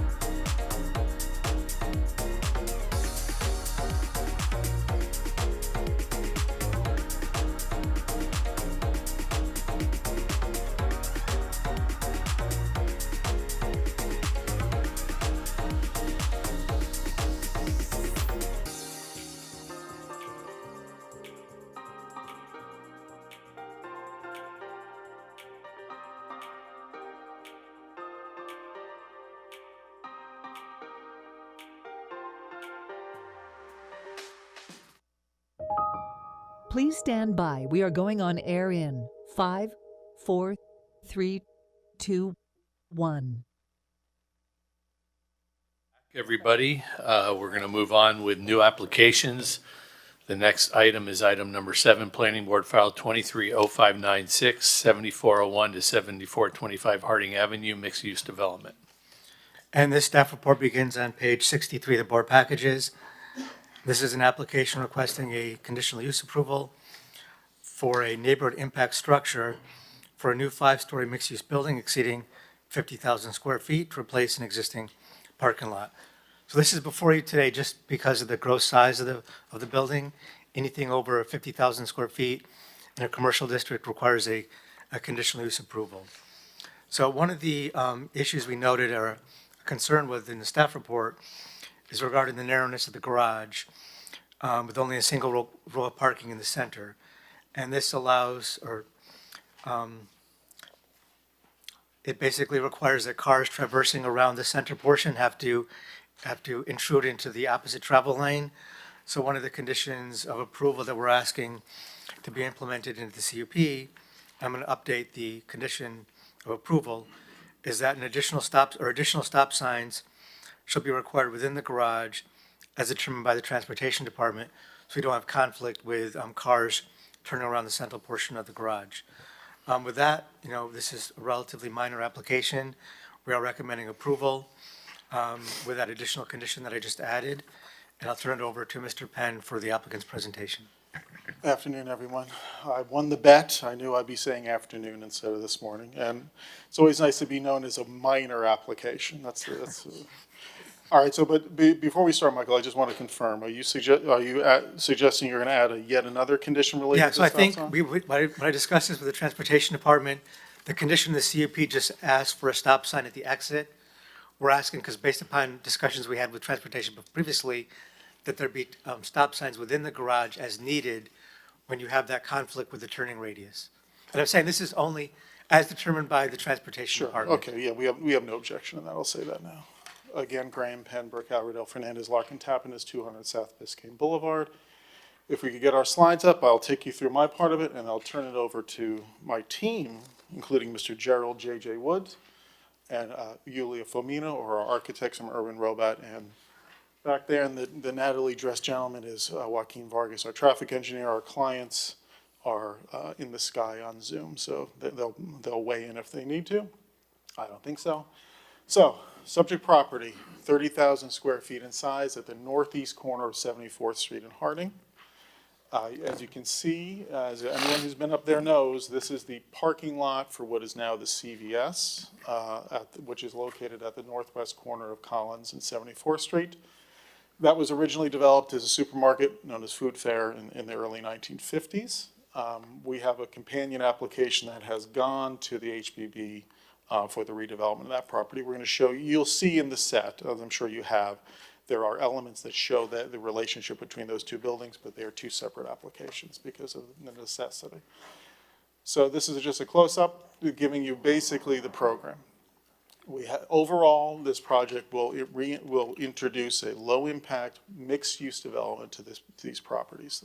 We will end up at the end of the day with a mix of townhome, apartment, retail, and office, all within these two lots. And we're very excited about bringing that combination to North Beach. We think it's going to be a great addition to this neighborhood, all within 55 feet in height. So the Collins project, which again was approved by the HPB unanimously earlier this month, will be about 8,000 square feet of retail in the CVS, 18 multifamily units above. Today's project, which as Michael reminded us is here only because it exceeds 50,000 square feet, is a mix of commercial and office with townhomes that will line Harding, and JJ will show you that when we get there. Briefly, just reorienting us visually, this is looking south on Harding Avenue. You can see, of course, the properties to our left. Next, just a more detailed view of the parking lot. It looks like a parking lot that was designed in 1951, and it has remained that way. The CVS and the existing commercial structure has undergone significant revisions since it was first developed. And part of what we're doing in our plan for that property is restoring those storefronts that got taken out in those subsequent revisions to the building when it transferred from supermarket to pharmacy. Especially if you look at 74th Street, that dead zone there that's created by removing all windows from that side of the property. You'll see in the renderings that we were completely replacing the storefronts there. I'm talking about this because I think it's important for this block, and I think it's exciting. It's not directly right in front of you. Again, that dead zone that we have right now on 74th Street. So this is the combined development, and I'm going to be quiet now and turn it over to JJ. But on the right-hand side is the 7410 redevelopment, which includes, you can see the pink is the restored portion of the building with the reintroduction of the storefront system. On the left-hand side of our drawing is the building before you today, which the 3 levels of office, you can see poking out above the parking with the retail on 74th Street, and then around the corner to blend in with the residential that we have across the street to the west are the townhomes, which are, again, a very beautiful new frontage we'll be creating on Harding Avenue. So with that, Mr. Wood. Good afternoon. Thank you. Good afternoon. I'm JJ Wood, one of the principals at Urban Robot Associates. We are the architects and landscape architects for this project. So as Graham mentioned, the orientation of this particular view is showing also here the alley is coming here. This alley, the traffic primarily travels from north to south. So we are using this alley for basically as much of the service in the back of house for the building as we can. The retail that Graham was talking about is here, facing south on 74th. This three-story office structure is here, and then you get a peek on the rendering of Harding over here on the west side, which is where the townhouses are located. So from a context elevation point of view, we're seeing here, these are the 8 townhomes up here on the upper left, facing Harding. And then the section kind of, or the elevation kind of splits so that you can see the rest of the sort of residential character of Harding, which is why the townhomes were located there to begin with, to sort of plug into that context and continue that context along Harding. The building is, the office structure is set back, so here you can see a section through Harding, so the whole point of the townhouses was to sort of keep in keeping with that 2-story character, 2 or 3-story character that is along Harding for the majority of Harding. And then the office, so this is Harding, then the office structure is set back quite a bit. And this is the alley that we were just talking about where travel goes from north to south. So all the back of house services and what have you, access to the parking structure come in off of the alley. This is the part of the project that is part of a separate application, as Graham mentioned. It'll load in, give it a second. Okay, There it goes. so the floor plan, the ground floor plan, the transportation department asked us to place, and this is where we worked with our traffic consultant, to place a stop sign here, so the entry and egress from the parking structure is here. It is set back also a fair distance from the actual intersection, which we think is great. Loading spaces are located here, across from the loading spaces from the other application. So this is the stop sign that we were asked to add. And we did this, part of it was to improve visibility right at this intersection where people can be ingressing and egressing, and traffic is primarily is heading south along Collins Court. And I'll interrupt JJ for a second. This plan shows our implementation of condition 11, which is the transportation conditions. Okay. So we submitted that as a separate pack in the overall electronic submittal. But this shows, and we'll go through the details of what we've done again, but just to be clear that this is this revision that we made in relationship to those comments. Right, so you can see the mixed use, the uses are sort of, the retail is focusing along on 74th to kind of continue that retail, small retail corridor along with the retail that's going in the sister application. And then the townhomes here on Harding facing west. So you come up the ramp and effectively you are circulating around the ramp. This is where all the parking is going to be in the one raised level of parking deck. And then, whoops, I guess this one skips through. And then here you have a typical level of the office, which is stacked starting at level 3. So there's 3, 4, and 5 of the office structure. We're very excited about this use and about this project because the intent is to have Class A office in this area, which hasn't happened in a long time, and it's a great size of office. These are elevations. If there are any questions, we can go over these in detail, but these are just the elevations. So here's a section you can see on Harding. Excuse me 1 second. Oh, sure. Sorry, Mr. Chair. Oh, I'm sorry. No, go If I have a question, should I wait till the end if it's about a slide that he's showing? No, you can ask him when you want to read. Okay. So actually, do you mind if I go? Sure. Yeah, okay. Please. So can you go back one to you were showing like the elevation, a more clean version. It was just basically. Colors, it's the cross-section. Oh, the section? Yeah, that one. So I heard you say about Class A office space, and I can see it here on my screen or on my packet here. What is like the floor-to-floor heights of those office levels? So we have 10'6" between floor to floor. Okay, because we've heard and prior boards have heard, you know, differing definitions of what's required for that particular class. You know, we've heard, I think they've heard 13, 14, 15 feet as well. Can you talk to that a little bit? So the heights? Sure. I think ultimately the Class A, my understanding of Class A is that it also has to do with the amount of floor plate available. So a larger floor plate is desirable so that more of the floor plate can be used by one tenant. So in this case, we're right around 13,000 square feet. From my recollection, I believe 15,000 is the ideal for Class A, so we're right around that Class A. And yes, taller heights are preferred. In this case, we're trying to go as tall as we can. Yeah. We're sort of limited by floodplain and overall height and total height and all of that. So the idea here is that you can leave the slab exposed if you wanted to, or you can finish it. It also has to do with the finishes and the lobby access and amenities and all the rest of it. I don't know of a hard and fast definition for Class A. Okay. That's a question for, I guess, brokers or other expertise. But I think the team should be commended because they're doing this within the height. Yes. The height of the zoning code. Yes. Right, and still delivering that product. Yes. As so- well. Exactly. And still delivering so you'll notice in the section that the townhouse, the residential portion has to be raised above flood, right? So we're raising that. And again, the idea was to sort of separate as much as possible the townhomes and to push the office building back along Harding because that allowed us to push the townhomes up, essentially raise them, and then keep the office back. So each use is sort of not interrupting the other in a sense, and we're able to kind of maximize each one. Let's go. I'll continue, okay? Onward. Onward. So this is a rendering from the corner of 74th and Collins. You can see the office is meant to kind of set back, but they are meant to kind of speak to each other architecturally. So here's an elevation from Harding.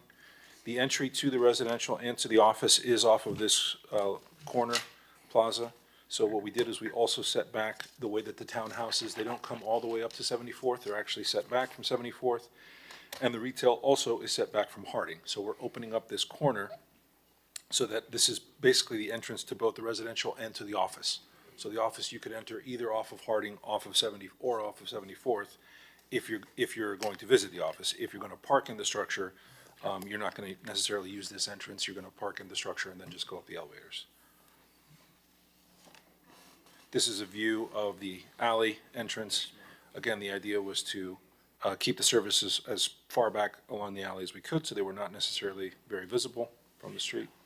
Do you want to run through the transportation? Sure, we can do this briefly. Again, as I noted earlier, the plan that we showed you, the ground floor plan we showed you earlier was our implementation of transportation's comments. So this is just explaining what that involved. It involved the removal of a parking space, to adjust that northern entrance. The basic issue, not to belabor this, was that transportation determined fairly late in the design game that Collins Court had to be southbound only.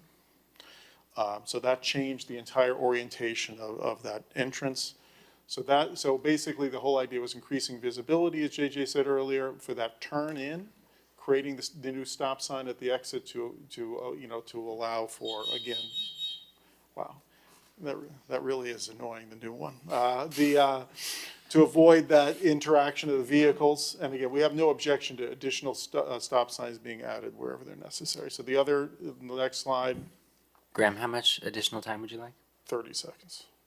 I just wanted to inform the board, we have, as part of the HPB application, we're requesting a variance of one of the loading spaces in this property to be inserted across the street. So there'll be a total, this combined development requires 4 loading spaces. So we're just providing one on the Collins side. And if the Collins building doesn't happen, and this is in our conditions, we'll have to find a new space for a loading space. And we've agreed the staff's condition to expand the loading spaces by 5 feet, the depth of them, to ensure proper removal of material. Wait, just so I understand, so one of the buildings is gonna have loading spaces, the other one is not? No, there's two in each. 7410 on the east side requires 1. So this would, under the terms of the code, because of the mix of uses, require 3. So we're just providing it on the other side.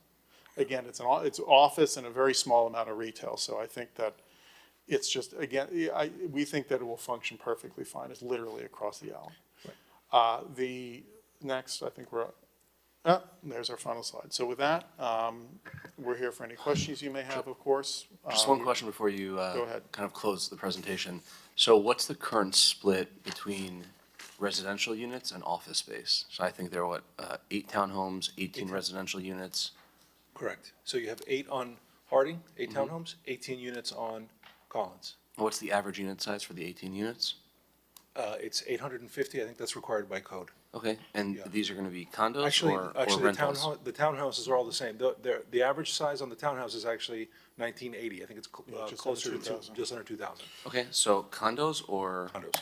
Got it, so these will be for sale? Yes. Got it, okay. Yeah. And not short-term rentals, correct? Correct. We have no plan for short-term rentals. No plan, but plans change. Well, again, for the townhouses, absolutely not, right? And that's the scope of this application. Just to fully answer the question though, and I apologize, both of these buildings park themselves completely independently of one another. They don't need each other for parking, just to be clear. So that they can function alone. Like 7410 could be built tomorrow, lying on this property. Yeah, I would just For love to parking. see more rental product in the city, and this is, I mean, credit to you, this is probably one of the kind of, just, in my opinion, most impressive, just in terms of the layout, keeping with the context of what's allowed in the code, kind of fitting in, purpose-built office space with the residential. It just looks great, retail. This is, in my opinion, a beautiful project.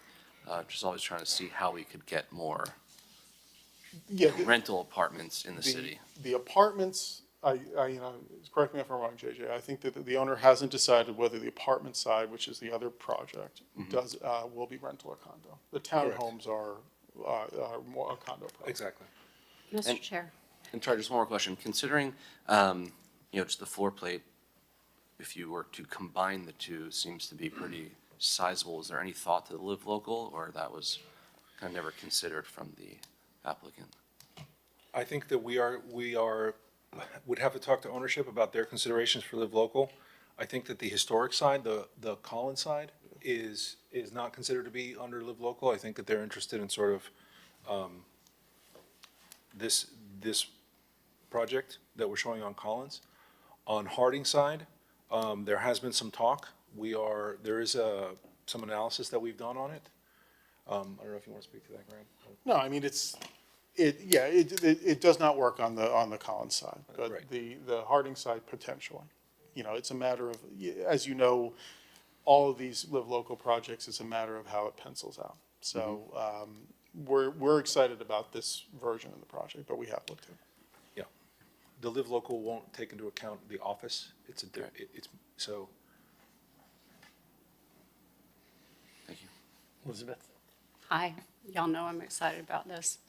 I had a couple of questions. I looked through the documents looking for the bike parking showers. Are those inside somewhere, or because I just want to make sure they're not accessible to the public?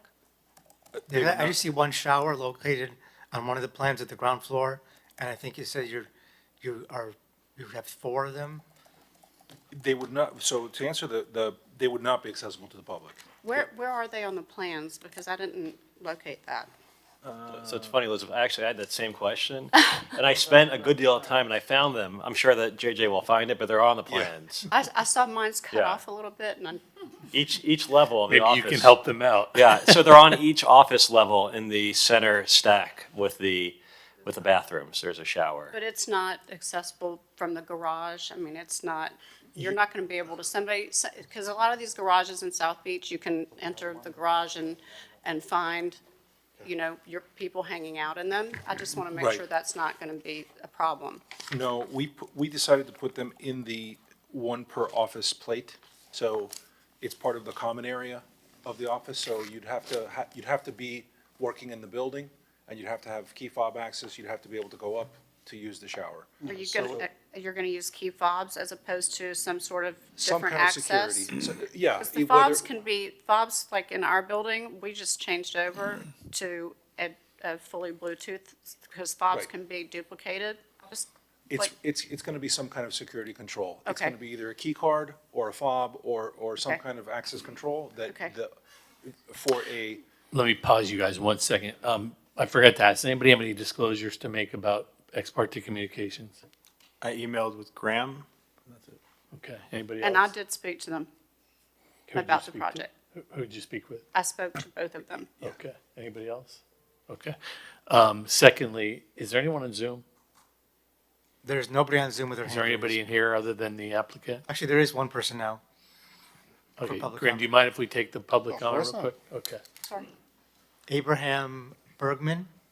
Hi, Abraham. Do you swear or affirm that the testimony that you'll give in this proceeding is the truth, the whole truth, and nothing but the truth? I know this guy. Yes, I thought the question was if I'm on Zoom. I am on Zoom. I'm one of the principals. Right now, I have nothing to add. Oh, okay. He's one of the principals of your, okay. Yeah. got it. We do have another person with their hand raised too, Alan Yeaman. Hi, Alan. Do you swear or affirm that the testimony you'll give in this proceeding is the truth, the whole truth, and nothing but the truth?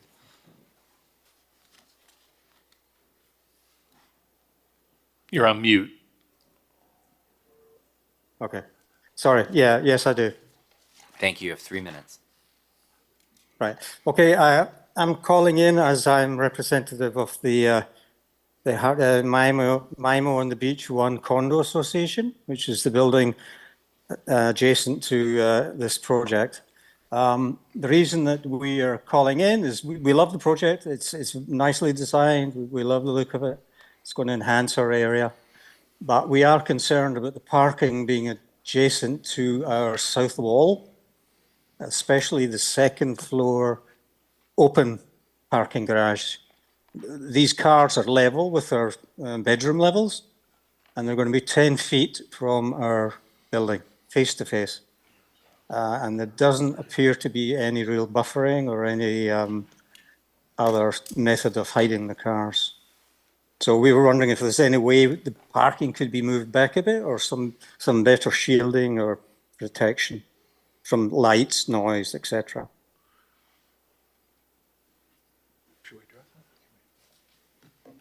We can address Alan's question. Anything else?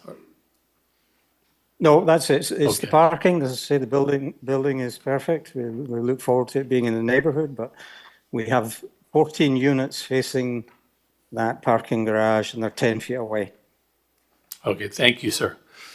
So what we will do is incorporate a parapet that's basically 42 inches high, which is going to be higher than any headlights of any vehicle. So you're incorporating what in here? A parapet wall. Okay. A wall at 42 inches high. And it will, I don't know if there is a wall shown there. I don't know if the height is shown, but we can make it 42 inches tall, which is code required. I would suggest even Oh, suggest even more screening because you're going to have lights in there as well. So I would suggest Suggest what? more screening, louvers or something else to fully screen that north elevation of the parking structure, subject to the review by the Historic Preservation Board, since this is going to the Historic Preservation Board next month, right? Yes. Yeah, we have no objection. We'll show you the cross-section. I think hopefully that will relieve some of Alan's concern. Where are we? Well, no guarantees, Al. Yeah, there is a cross-section that shows the proximity. This one, yeah. That's So- it, that's it. So we're set back 5 feet on the north, the building itself, and this is the height of that parapet or that wall. So is that Collins Court or is that 70? This would be parallel to Harding. Okay, got it. So Yeah, on the north side. 74th would be over here. Yeah, but just to clarify, and we have no objection to. Yeah, I staff think it'd be a suggesting. combination of the parapet, And- plus maybe something else hanging down Yes. from the slab above, screen the lighting. Yeah, we also about maybe some more landscaping, a thicker, denser landscaping. We can look at that. Yeah, at the And I ground would level. leave the landscape plan for the Historic Preservation Board, since that's more for the HPB to review. So Alan, so there's another board, the Historic Preservation Board, that will address the landscaping issue, so, and I thank you for coming here today, because, you know, this is an issue that we don't, you know, recognize until somebody flags it for us, and clearly it's much easier dealing with it now than later once it's built. So thank you for coming, but make sure you go to or attend the Historic Preservation Board, or work it out, you know, with the applicant, so that can get addressed. Absolutely. Can I ask, can we go to the slide about the parking and, I just want to have you walk me through the flow of traffic for each of the buildings so that I can understand, because there was that change of the one direction. Let's go, I think these slides are the most illustrative. Okay. Yeah. Okay. So previously, the egress was, you could have a car parked right here in this spot. And is this the second floor or the first No, floor? this is the ground floor. Okay, that's what I thought, okay. Ground floor. Is this the floor you wanted to see? What? Is this the floor you were? Yeah. So I Okay. wanted to understand, so don't worry about the previously, because you're gonna mess me up. Okay, sorry. So tell me about, like, currently for what we're looking at and like what the plan is. So you're going, So the plan is to basically have traffic stop as it egresses, because the concern is that traffic heading south, if there is no stop, you can just come right around the ramp, leave the building, and Right. have a potential conflict there. So the idea is that we have a stop sign, a striped on the ground, and the actual signage so that you stop. is it possible to do like just an opening and closing gate? Yes. Because I think that just the idea is, especially in a smaller garage, that's only a few people using it every single day, people fly in and out. I just want to make sure. Yes, You know, the gate arm is usually something that we integrate, so the queuing and stacking of the gate arm is something that either is placed on the ramp or is placed at the mouth of the entrance, and we haven't decided, because the ground floor may be used some of it for service parking, in which case it wouldn't use the gate arm, so that hasn't been finalized, but the location of it. Well, I just don't, I personally don't think that the stop sign is sufficient. Just an outbound, right, the outbound gate, right. Yeah, I'm not talking about the inbound gate. Right. I'm talking about, I just want to make sure there's something, I don't think a stop sign really is sufficient to stop the traffic, because there's pedestrians coming there too, not many admittedly on this street, but, you know, it happens, especially with the beautiful project, you know, there will be more people walking. So I would just ask for either a gate, you know, even if you do the ticketed exit gate further back and just do a secondary gate that automatically opens when you pull up. But the idea is just to stop the traffic so that they may come to a full stop before they go to that intersection. As long as, we have no objection to adding that to Michael's new condition, as long as it's subject to transportation approval. Yeah, we can add that control ax, or the And then exit gate. the other thing was that inside the garage, in addition to the stop signs at the corners, having just a speed bump, just so people don't fly around. It's not, shouldn't be a high-speed garage, so shouldn't be a problem. You know, again, we have no objection to exploring that as well as part Where of would you add the speed bump? transportation At the, package. So if you're down ramp? No, not on the ramp. You're talking about like at the corners. So where you're inside the garage, where you're turning corners.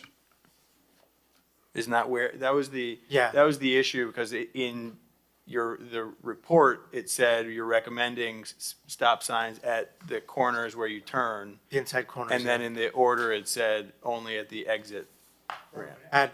We're going to add the condition requiring the stop signs at the inside corners. And that's what I was saying, just in addition to the stop sign, having a speed bump so that cars aren't flying, through there. Because if, small garage, people don't stop. It'd be like slightly raised.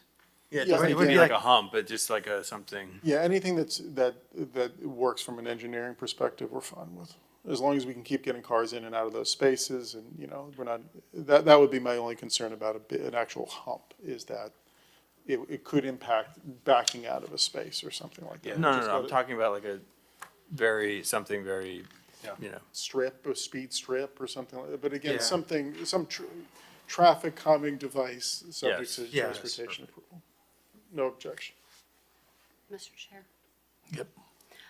I would like to request that condo docs, that you covenant that there will be no short-term rentals for anything less than 6 months and 1 day.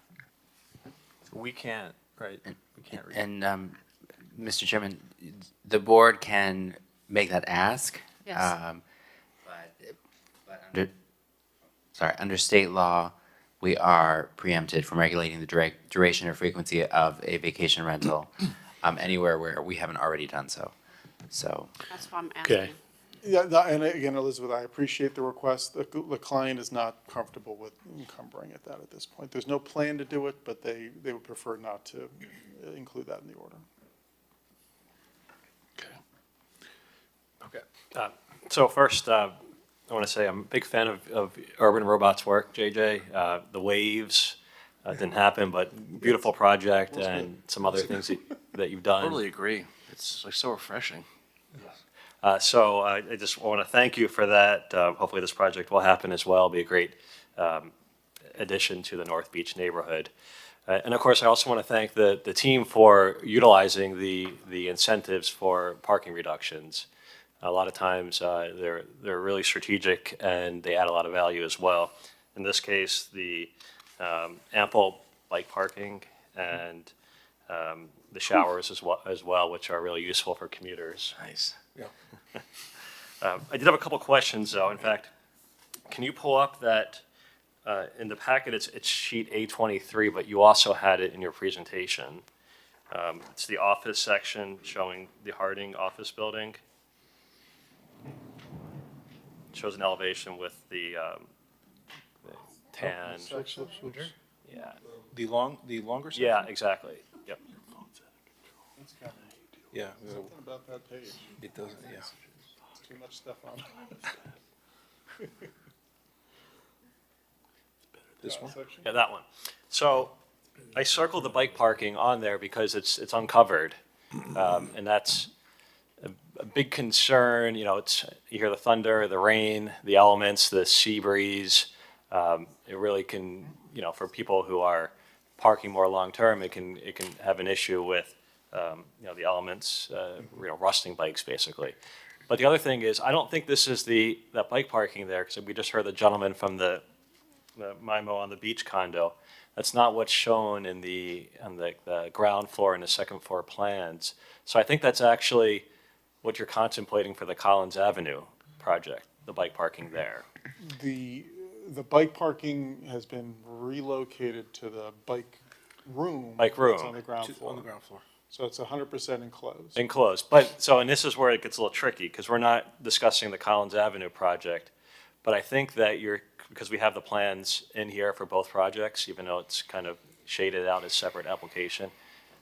I just want to, give my advice here, which is to the extent possible in the other project, which is, again, not before us today, but to have that under cover, because right now it's mostly, the majority of it is not under cover, and that could be problematic, especially since it's a residential building, and those would be long-term storage in many cases. Okay. So that is that thing there. In your diagram where you're showing the changes for the transportation requests, Yeah. the letter E, so the second of those two slides.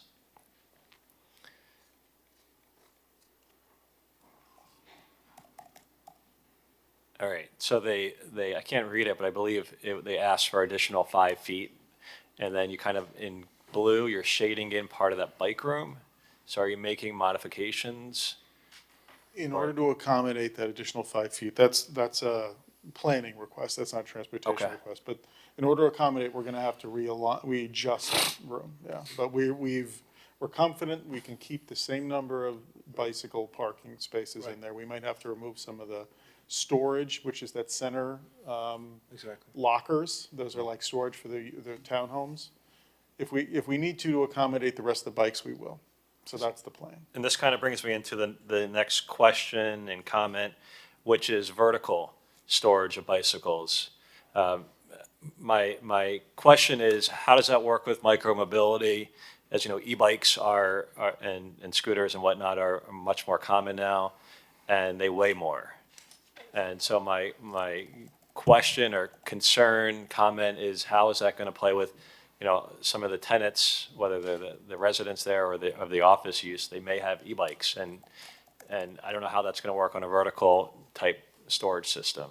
I think we'd have to dedicate some of them to, it's kind of going to be like the EV chargers, where some of those spaces are going to be allocated for the lower, you can't lift the scooter up. So Yeah. we're going to keep the ground floor open for scooters or e-bikes, and then the upper parts will be for a more traditional bike. But the ground level ones, both wheels are on the ground. You don't have Yes. to. Yes. Unless there's a system that we find, because sometimes there's products where you can just have the rear wheel or it lifts up. If we can find a product that's a space saver, we would look at that. Got it. Yeah, because if you are redesigning or have to do some redesign, I want consideration to be given for micromobility. Sure. And then also, again, you know, electricity. Yep. Perhaps might be something that you would consider. The other thing is, you know, I really like, my colleagues have mentioned this, but the mix uses. Yep. The townhomes always are great for a number of reasons, but also they add to the vibrancy of the street front and, you know, more eyes on the street, which is always a better thing. Talk about the TDM, Transportation Demand Management Strategies. This might be for Graham or for both of you, but That's you know, an excellent what do you question. have in mind in terms of information, in terms of bike share? Is there a possibility to have a bike share location on premise if there's not one nearby? Memberships, you know, if it's appropriate. And then, again, we're not there, but the retail space is always inviting for food and beverage. And food and beverage means, you know, high intensity usage, a lot of employees. And would that be taken in consideration if that was something that was chosen down the road as well? Yeah, so just from an operations point of view, I can speak to the operations side. Whenever we have a ramp, we really like having a ground floor that's sort of tucked behind the ramp, that's for service. That's what I was mentioning, that the gate arm and all that. So that employee parking and specialty parking, EV, or even the scooter access and all the scooter charging stations or what have you are sort of all separate from the ramp. So we separate the circulation of people who are using the parking structure from the service, basically. So in this plan, when you come in and you're kind of, we're tucking a lot of that service use sort of behind the PJ, behind can the you put ramp, it back up west for of the just for a ramp. sec? Oh, sorry, yeah, I was speaking too. So this location, the ramp is east of the circulation of this service. So most of this parking is probably going to end up being used by whatever is servicing either the retail, whether it's F&B or dry retail, wet retail, whatever it is. But that access, so there's access from the lobby, there's access to the service spaces, there's access for FP&L and other storage areas. So all of that ends up sort of being a lot of these service areas that are very useful for all that type of consideration. Yeah, and that's why those 4 spaces have been provided, right? Right. The carpool. The carpool spaces Exactly. are on the ground floor adjacent to the back of house area. Right. So that's you know, that's really aimed at those employees. Right. And it's sort of out of the circulation of people who are using the office building. The townhouse spaces, is it a shared parking level? Is that Is that how we? Yeah, Have that? exactly. That's how it's, until they figure out how they want to sell the spaces or operate the spaces for the for the townhomes, then I'm not sure how they divide up, but the counts are there, and it would probably be dedicated for the townhomes. Okay. That's another rationale for having the EV spaces on that level too, right? Because that level 2 charging makes sense in the residential context, right? So having that adjacent to those townhouses makes it more attractive to use it. But you have a TDM strategy as part of the application? Is there an actual? I don't know if we have the slide for it. I thought we had submitted it as part of the application. Challenging me, Matthew.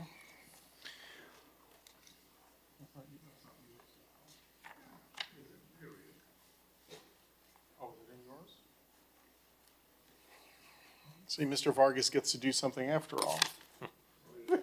Yes, why don't you come up and share it?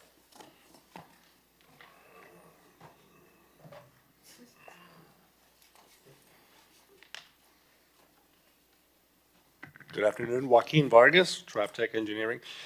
We did provide a TDM plan to the city, and we have a couple of recommendations. One was to provide bicycle and bus transit information at the lobby of the residential building. And also, we recommended providing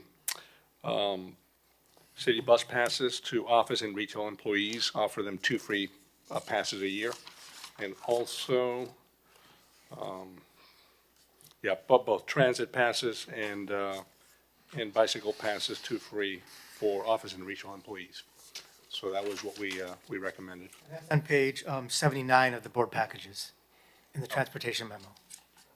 And that's not counting the carpool spaces that we already discussed. So for staff, how do you, or Michael, how do you verify that the strategies that they have offered and are part of the order, how do you verify that they're actually implemented? That's typically something that's done or should be done as part of a progress report.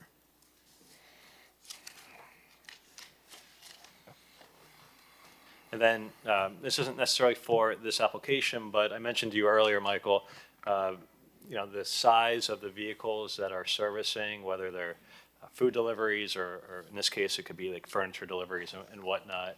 And I'll probably save this for the end, but I wanted to have a discussion amongst our board at a future date where we could talk about, the size of the trucks that are servicing these different establishments, especially those that are under our purview on the planning board, and what we can do if it's something that we want to do to offer recommendations to the city commission in the future.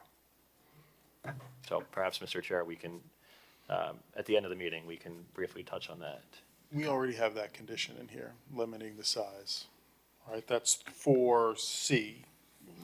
No vehicle shall utilize to service a building exceeds the maximum size of loading spaces.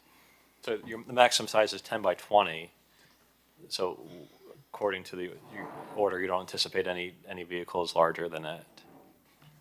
I mean, that's the condition, right? So Okay. that's the size that we have. And again, as I noted earlier, I think that the nature of this use will not necessarily, we don't anticipate significant large truck traffic.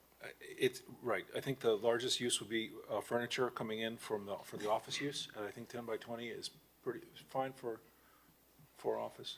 Okay. I mean, I think it's a great, great to try to limit the size. It's just, my hope is that enforcement of this, whether it's self-enforcement or staff of the city who would be in charge of this can make sure that happens for this project and others as well. And I think it's especially important when we have larger projects that are, say, a restaurant use, and they anticipate having a larger vehicle, that the applicant needs to be realistic in the size of vehicles they're going to use to service the facility. And the code does say that the loading spaces have to be sufficient to meet the size of the vehicles. But I think it's a matter of being honest up front, so we don't have issues, which I've seen in the past. We have larger delivery vehicles coming on the site, and the site can't accommodate them. Yeah. So a discussion for, a future topic, but it's relevant here when I can see on here, there's 4,000 square feet of retail space, And then the other side of the project has almost 7,000. Those potentially could be large food and beverage establishments with large, trucks from the food purveyors. So, but maybe not to the size that would require a neighborhood impact establishment review by this board. So, all right. I don't have any other suggestions or comments here. Like I said, I think this is a really, really great project that you have presented, and so I'm supportive of it today. Any other questions? Mr. Chair. Yes. I would like to know, speaking of restaurants and things like that, I'd spoken about some drainage issues and things like that. I'd like to know if you're contributing in any way to any infrastructure replacement or repair. We've already been told that the whole island, as a matter of fact, is at max capacity, and that we are failing in our sewage and water lines and things like that. And I'd like to know what, if anything, you are doing to mitigate what we've already got in North Beach, which is a serious issue. Because I think that restaurants and the toilets and the things like that are going to be a big issue where we live. We have not been requested to, right now, make any changes to the service in the alley. I know that the city does have plans to upgrade the existing lines that are in the alley. So I can't tell you sitting here today what that timeline is. But it has been no indication to us that there's an issue that we need to mitigate for. But I understand that the city definitely has plans to improve the width of the existing infrastructure that's in I the think too, that will be reviewed at time of building permit. Yeah. Is that something the building department would do? Yeah. Or is that to Building require? or Public Works. Public Works, yeah. Okay, Yeah, if there's no capacity, Elizabeth, we have to deal with it. Yeah. okay. Thank you.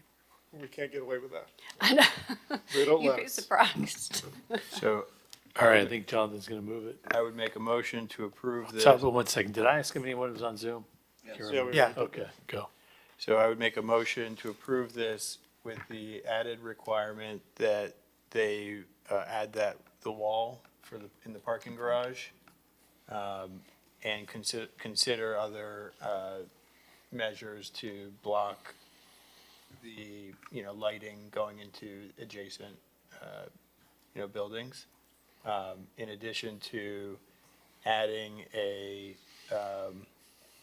the traffic control devices in addition to the stop signs at each turn in the garage, and then a retractable arm at the garage exit, subject to Transportation Department approval. Got it. I'll second that.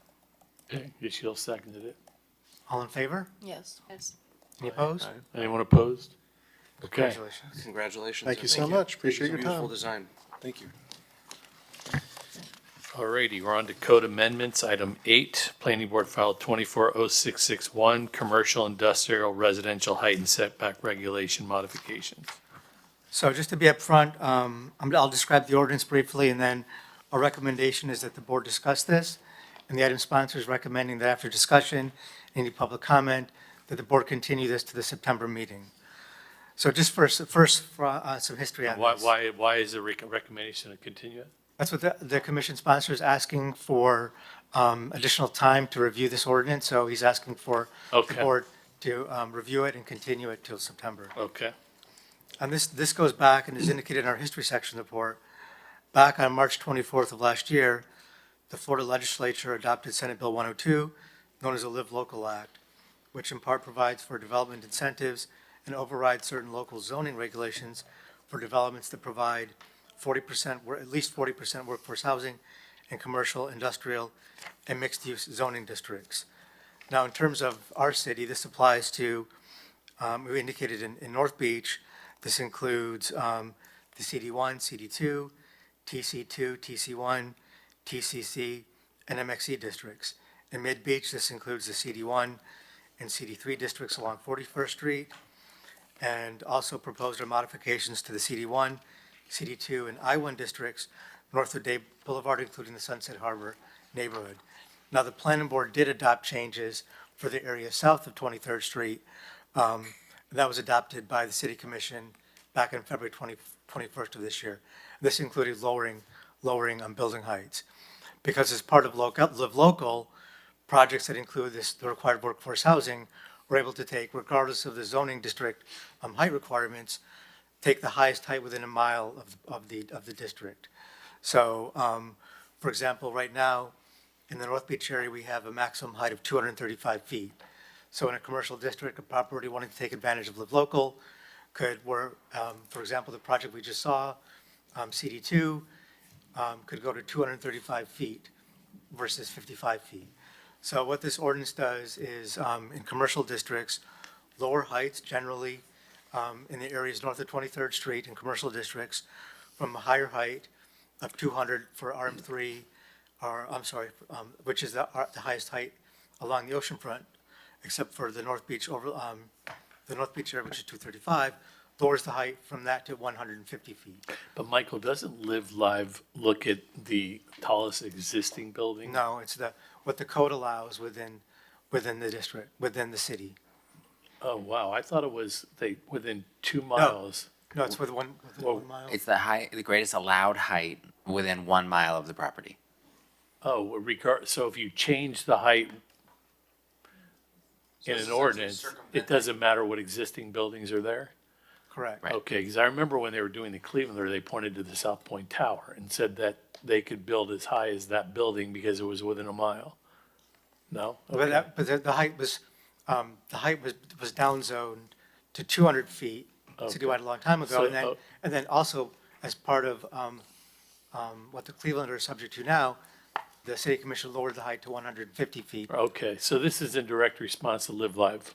Mostly, yes. Okay, So this would be a way to limit correct. what Live Local otherwise would allow. Right. But I just taking a step back though, because this ordinance does not target it is not drafted to address Live Local only. Right. This ordinance, But it impacts it. was drafted to look at height and setbacks across a broad range of zoning districts in the city. It would apply to all development, including Live Local projects, but it does not single out Live Right, Local right, I projects. The goal understand. of Live Local is to introduce more workforce housing in, wherever those projects might be. This would essentially be saying, okay, originally it was gonna be, I think your mic is off. Sorry. It's Sorry. limiting the height. So essentially, if Live Local was introduced to try and introduce additional workforce housing in these communities. So limiting the height, taking it from, 250 feet to 150 feet would essentially be saying, okay, originally you could do 100 units of workforce housing, now you're down to 50 or whatever that might be. No, it doesn't change. It doesn't reduce the number. No, doesn't It reduce doesn't the affect the percentage. density. It's just limiting the height. Well, if you're limiting the height, then you'd have to have a larger floor plate in order to accommodate what you Well, otherwise. no, could've it built. requires 40% of the building, whatever it is, Right. right? Right, so Right, but if you're building it, if now you're developing a shorter building, Correct. then that reduces what you otherwise would have been able to build. Correct. Right. It So doesn't this change is- the percentage or. Doesn't change the yes. percentage, but Correct. if you're only allowed to build a smaller It building, definitely then you're impacts the essentially impacting. effectiveness of correct, it does. Correct. Okay. It may So- thwart the whole purpose behind Live Live, but Well, it is what it but is. again, the ordinance does Wasn't- not wasn't- it right, does not we get it. apply. That's the lawyer speaking, we get Yeah, it. it applies to all development. Right. Yeah. By the way, before I forget, Graham, I hate throwing do you think your client wants these? Okay, thanks. This is for No, I North hate throwing Beach, them away, but- correct? This applies is to for all North properties north of 23rd Street. Okay, Not because just it North says Beach. North Beach Development. That was for, in our staff report, I think, which page are you looking at? I'm looking at 81, but I may be, Well, that's formerly known as. okay. Yeah, so the discussion started with North Beach and it was now it's moved. expanded. Sorry, I've just changed it. So if you set back, would that would prohibit properties from, say, something like the Shore Club from being done? If you've got further setbacks, then you would still, those would limit those types of projects. So, Is that not right?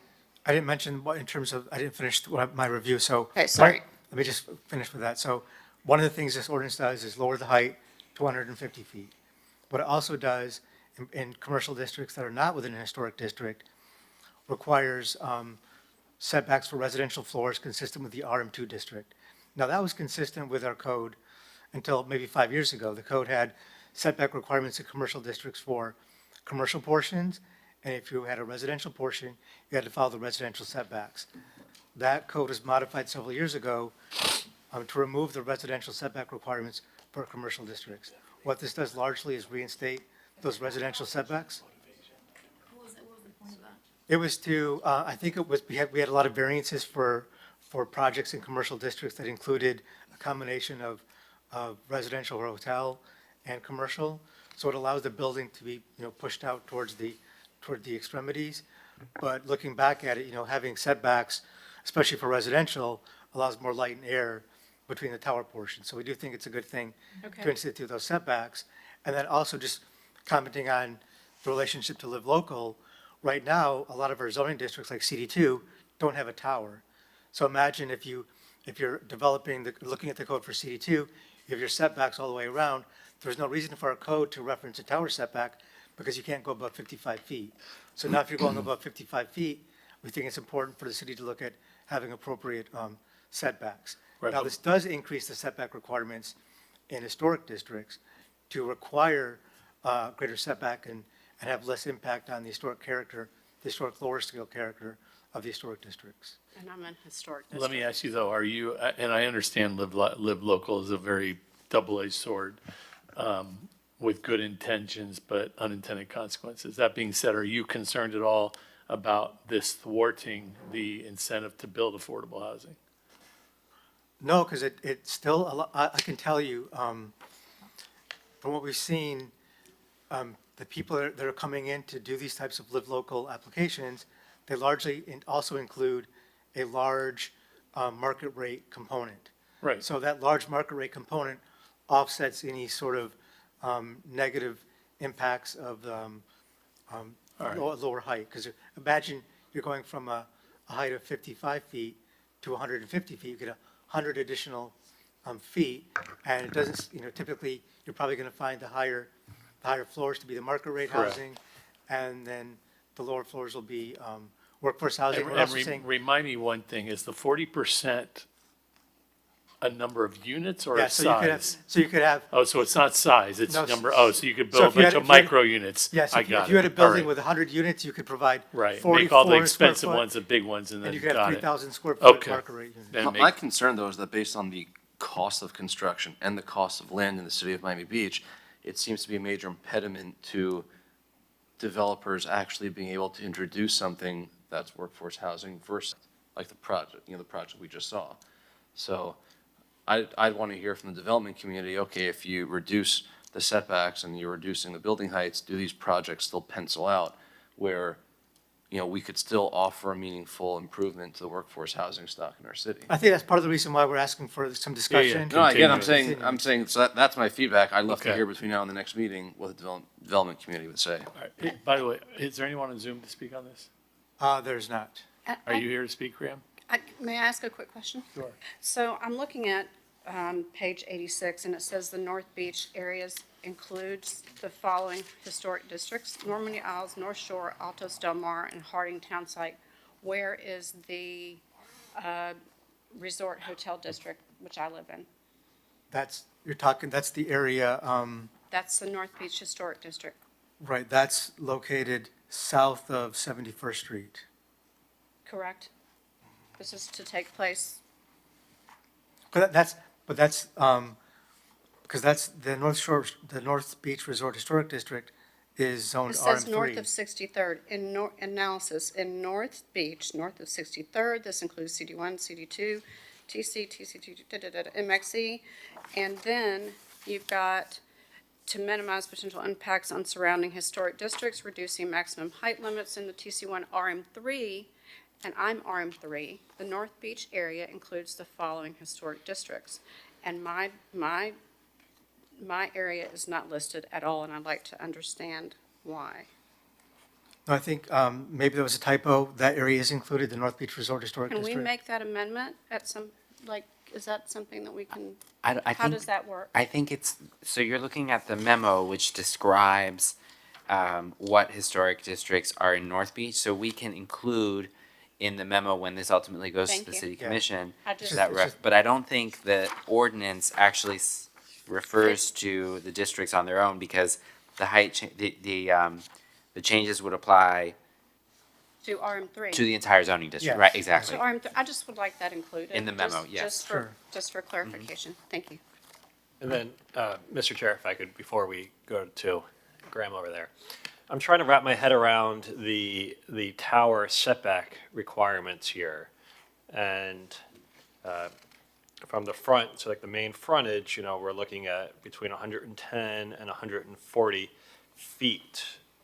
And I get how that works in the RM3, which is oceanfront, deep lots, right? You can still have a tower and still satisfy the setback requirements. In some places, though, not in all. But not all. But I'm looking Right. at, like, for instance, in CD2, it doesn't seem like you'd be able to have a tower. That's the general consent, that's the general idea of this. would be Okay. That you would not be able to do this on a smaller lot that's historic, that doesn't have that depth. Okay. That's what I wanted to hear. So This the is- intent is to. Historic districts. Is historic, well, more than just historic districts, Right, right? but so if you look at the setbacks, the more restrictive setbacks noted in the memo at the beginning Yep. are historic districts.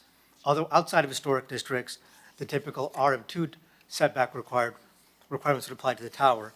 And that's listed on page 87 of the staff report. Okay. So you can see, for example, the required front setback for the tower is, let's see, let me just find it here. The front setback is 20 feet for the pedestal, and then is 20 feet plus 1 feet for every additional increase in height above 50 feet. So if you had a tower that was 150 feet, have an additional,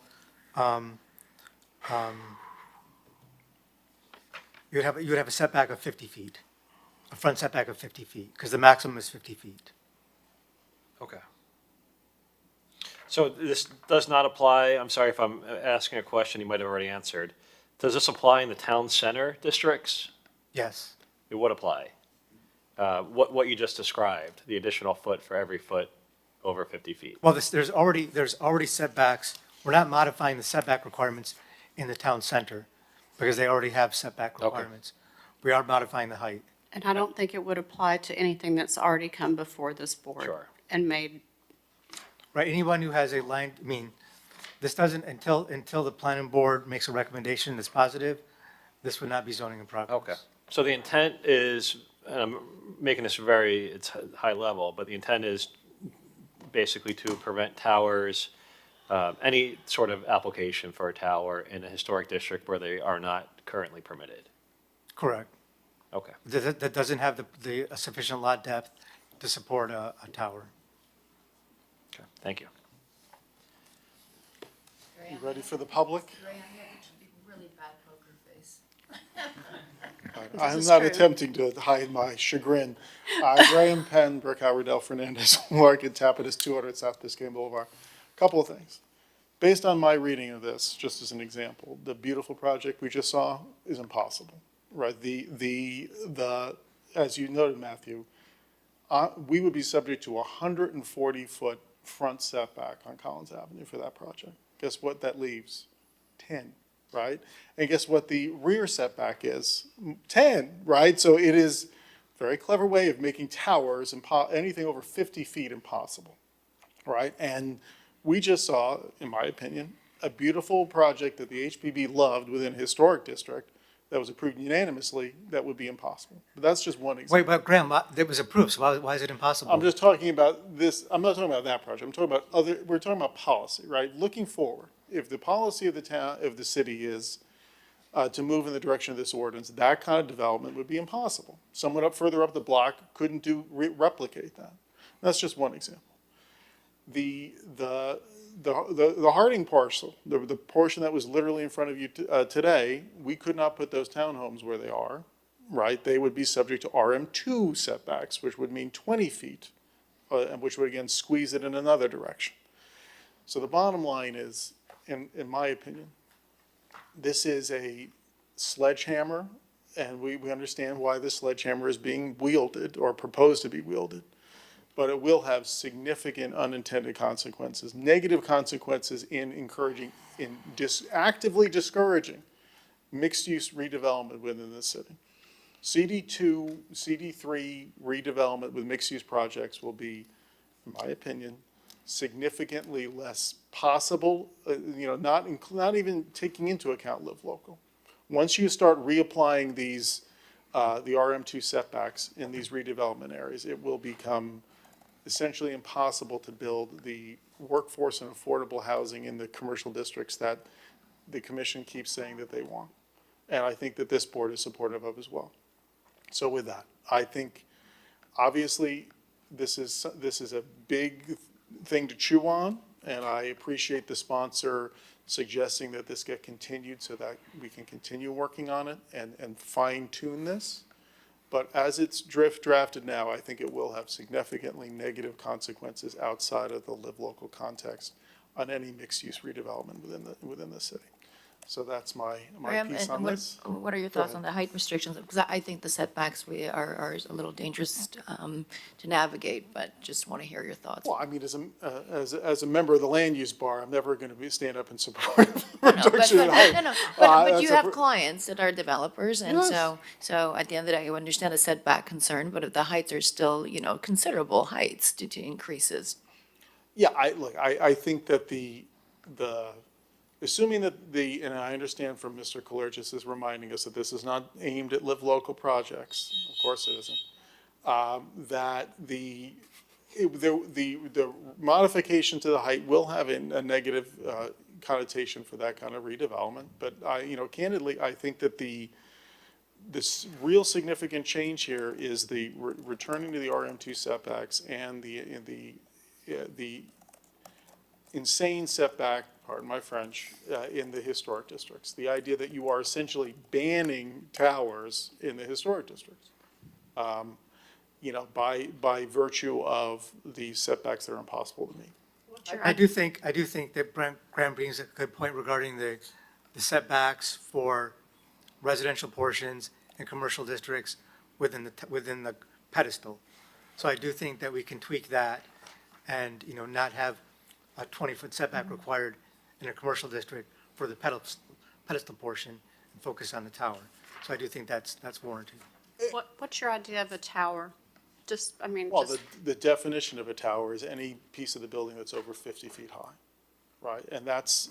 So that's when we're looking at these standards, you say, for example, my building is a total of 55 feet high. That's when we got those approved. So that, boom, that would make, have to cut 10 feet off the building automatically.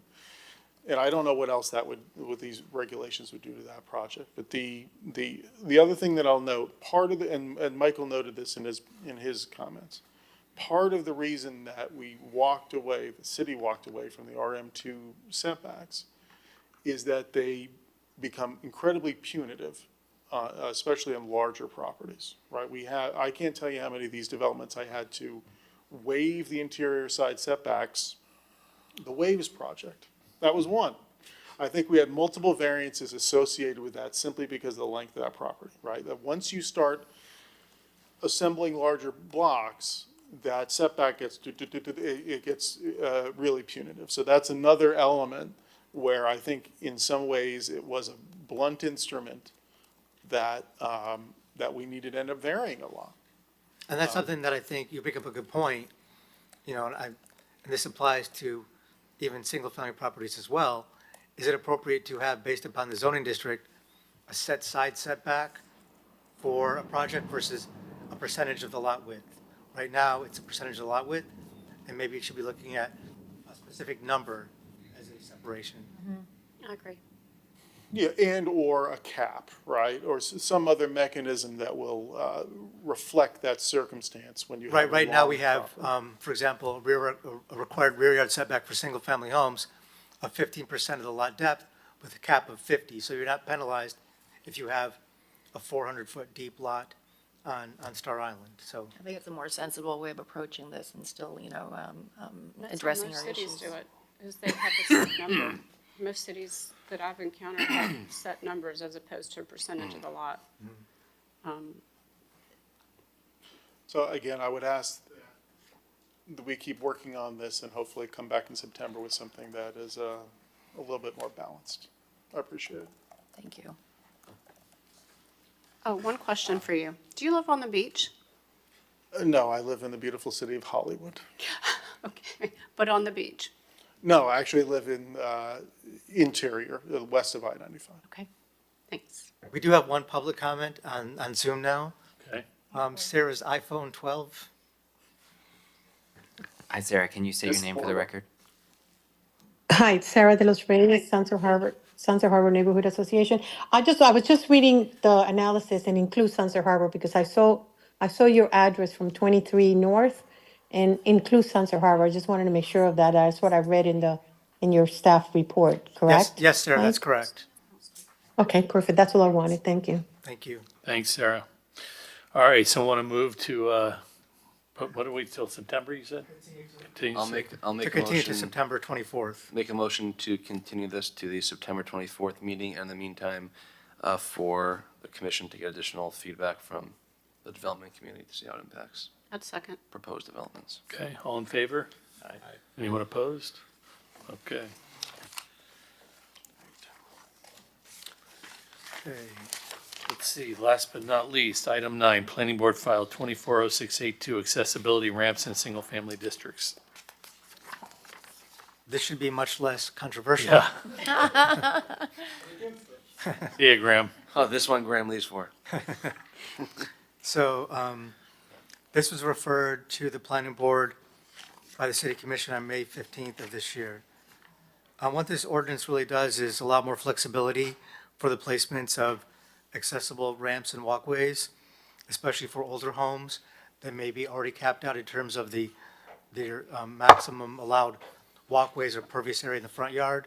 This allows somebody to install an accessible ramp in the front yard or street side yard that doesn't comply or that already max out their maximum green space and allows them to install a ramp or walkway for accessibility and not have that ramp have to comply with the pervious landscape requirements.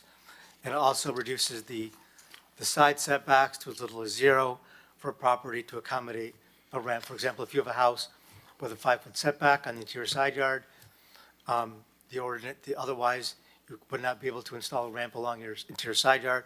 This allows a ramp to be constructed up to a 0 setback, up to the first habitable level. So we're recommending that the planning board does transmit this to the city commission with a favorable recommendation. Can I go on this? Sure. I think this is great. The only issue I have is on the January 1st, 2024. I think it should be, as of today or some prospective date, but I think that it's a great thing and kind of allows people to become, let's call it ADA accessible, which is a great benefit for anyone. And maybe if you want to make a recommendation that it actually be based upon the effective date of when the ordinance is adopted by the city I don't know if commission. there's any other comments, but I would make a motion to send this to the commission with a favorable recommendation, but making it as of the effective date. I would second that motion. Okay. Any questions or comments before anyone on Zoom? There's nobody on Zoom with their hand raised. Okay, Graham, you here to speak on this? Okay, all right. If there's no other questions, then all in favor? Aye. Anyone Aye. opposed? Nay. Okay. Passes with I that think- recommendation. Thank you. I think, Matthew, you want to talk about discussing loading zones or having it on this future agenda? Yeah, so I kind of touched on it briefly. I asked Michael about it before the meeting started today. We've talked about this in the past, and myself as a member of the public, I've come before this board previously as well about, there's a lot of food and beverage, and the food and beverage are served by the large food purveyors. You have your Sysco's, US Food, Cheney Brothers, and I'm sure we all see it. They circle around, zigzag Miami Beach every day with their 18-wheelers, their large tractor trailers. These don't fit in loading zones. When I say loading zones, like off-street loading zones. So they're always on the street. And one of our duties of the board is to evaluate the conditional use criteria. And in there, there are things that touch upon, the externalities of these large businesses. So, to the extent possible, maybe we could have a discussion in the fall and have the proper stakeholders be present, whether that's folks from transportation and parking, folks from the industry as well. And, we could not just have a discussion, but perhaps offer a recommendation to the city commission. I personally think this is something of high value to evaluate, and I would hope that my colleagues would as well, and perhaps we can do something about this in a positive manner. So, if you guys would you like to schedule a discussion item on this Yeah, for let's- September, October? Yeah, let's do it. Is September a busy calendar? September will be really busy because we don't have August, we have a. Right. a So why don't high we do volume- October? October, okay. Yeah. We'll put this on as a discussion item for the October planning board meeting. And then we can, you'll reach out to the relevant stakeholders. I could work with you, Michael, later on this summer to Sure. to help identify, who would be, relevant to have here, and perhaps we can do some homework before as well. Sure. It'd be interesting to see other cities who've taken on, and making those kinds of changes. Yeah. And to understand the consequence of that. And definitely, I've seen other cities as well, not just the size, but even the safety features. They put these things called side guardrails on these big box trucks, and what that does, just, kind of like summary is, if a truck hits someone, instead of the person getting trapped and run over by the rear wheels, it kind of pushes them away from the vehicle. These are small things, but very, very important in a dense, walkable city like ours here. So whatever we can do to help increase public safety, I think is. That's great. Okay, Yep. anything else? Meeting adjourned. Thank you. We'll see you all July 30th. So for July,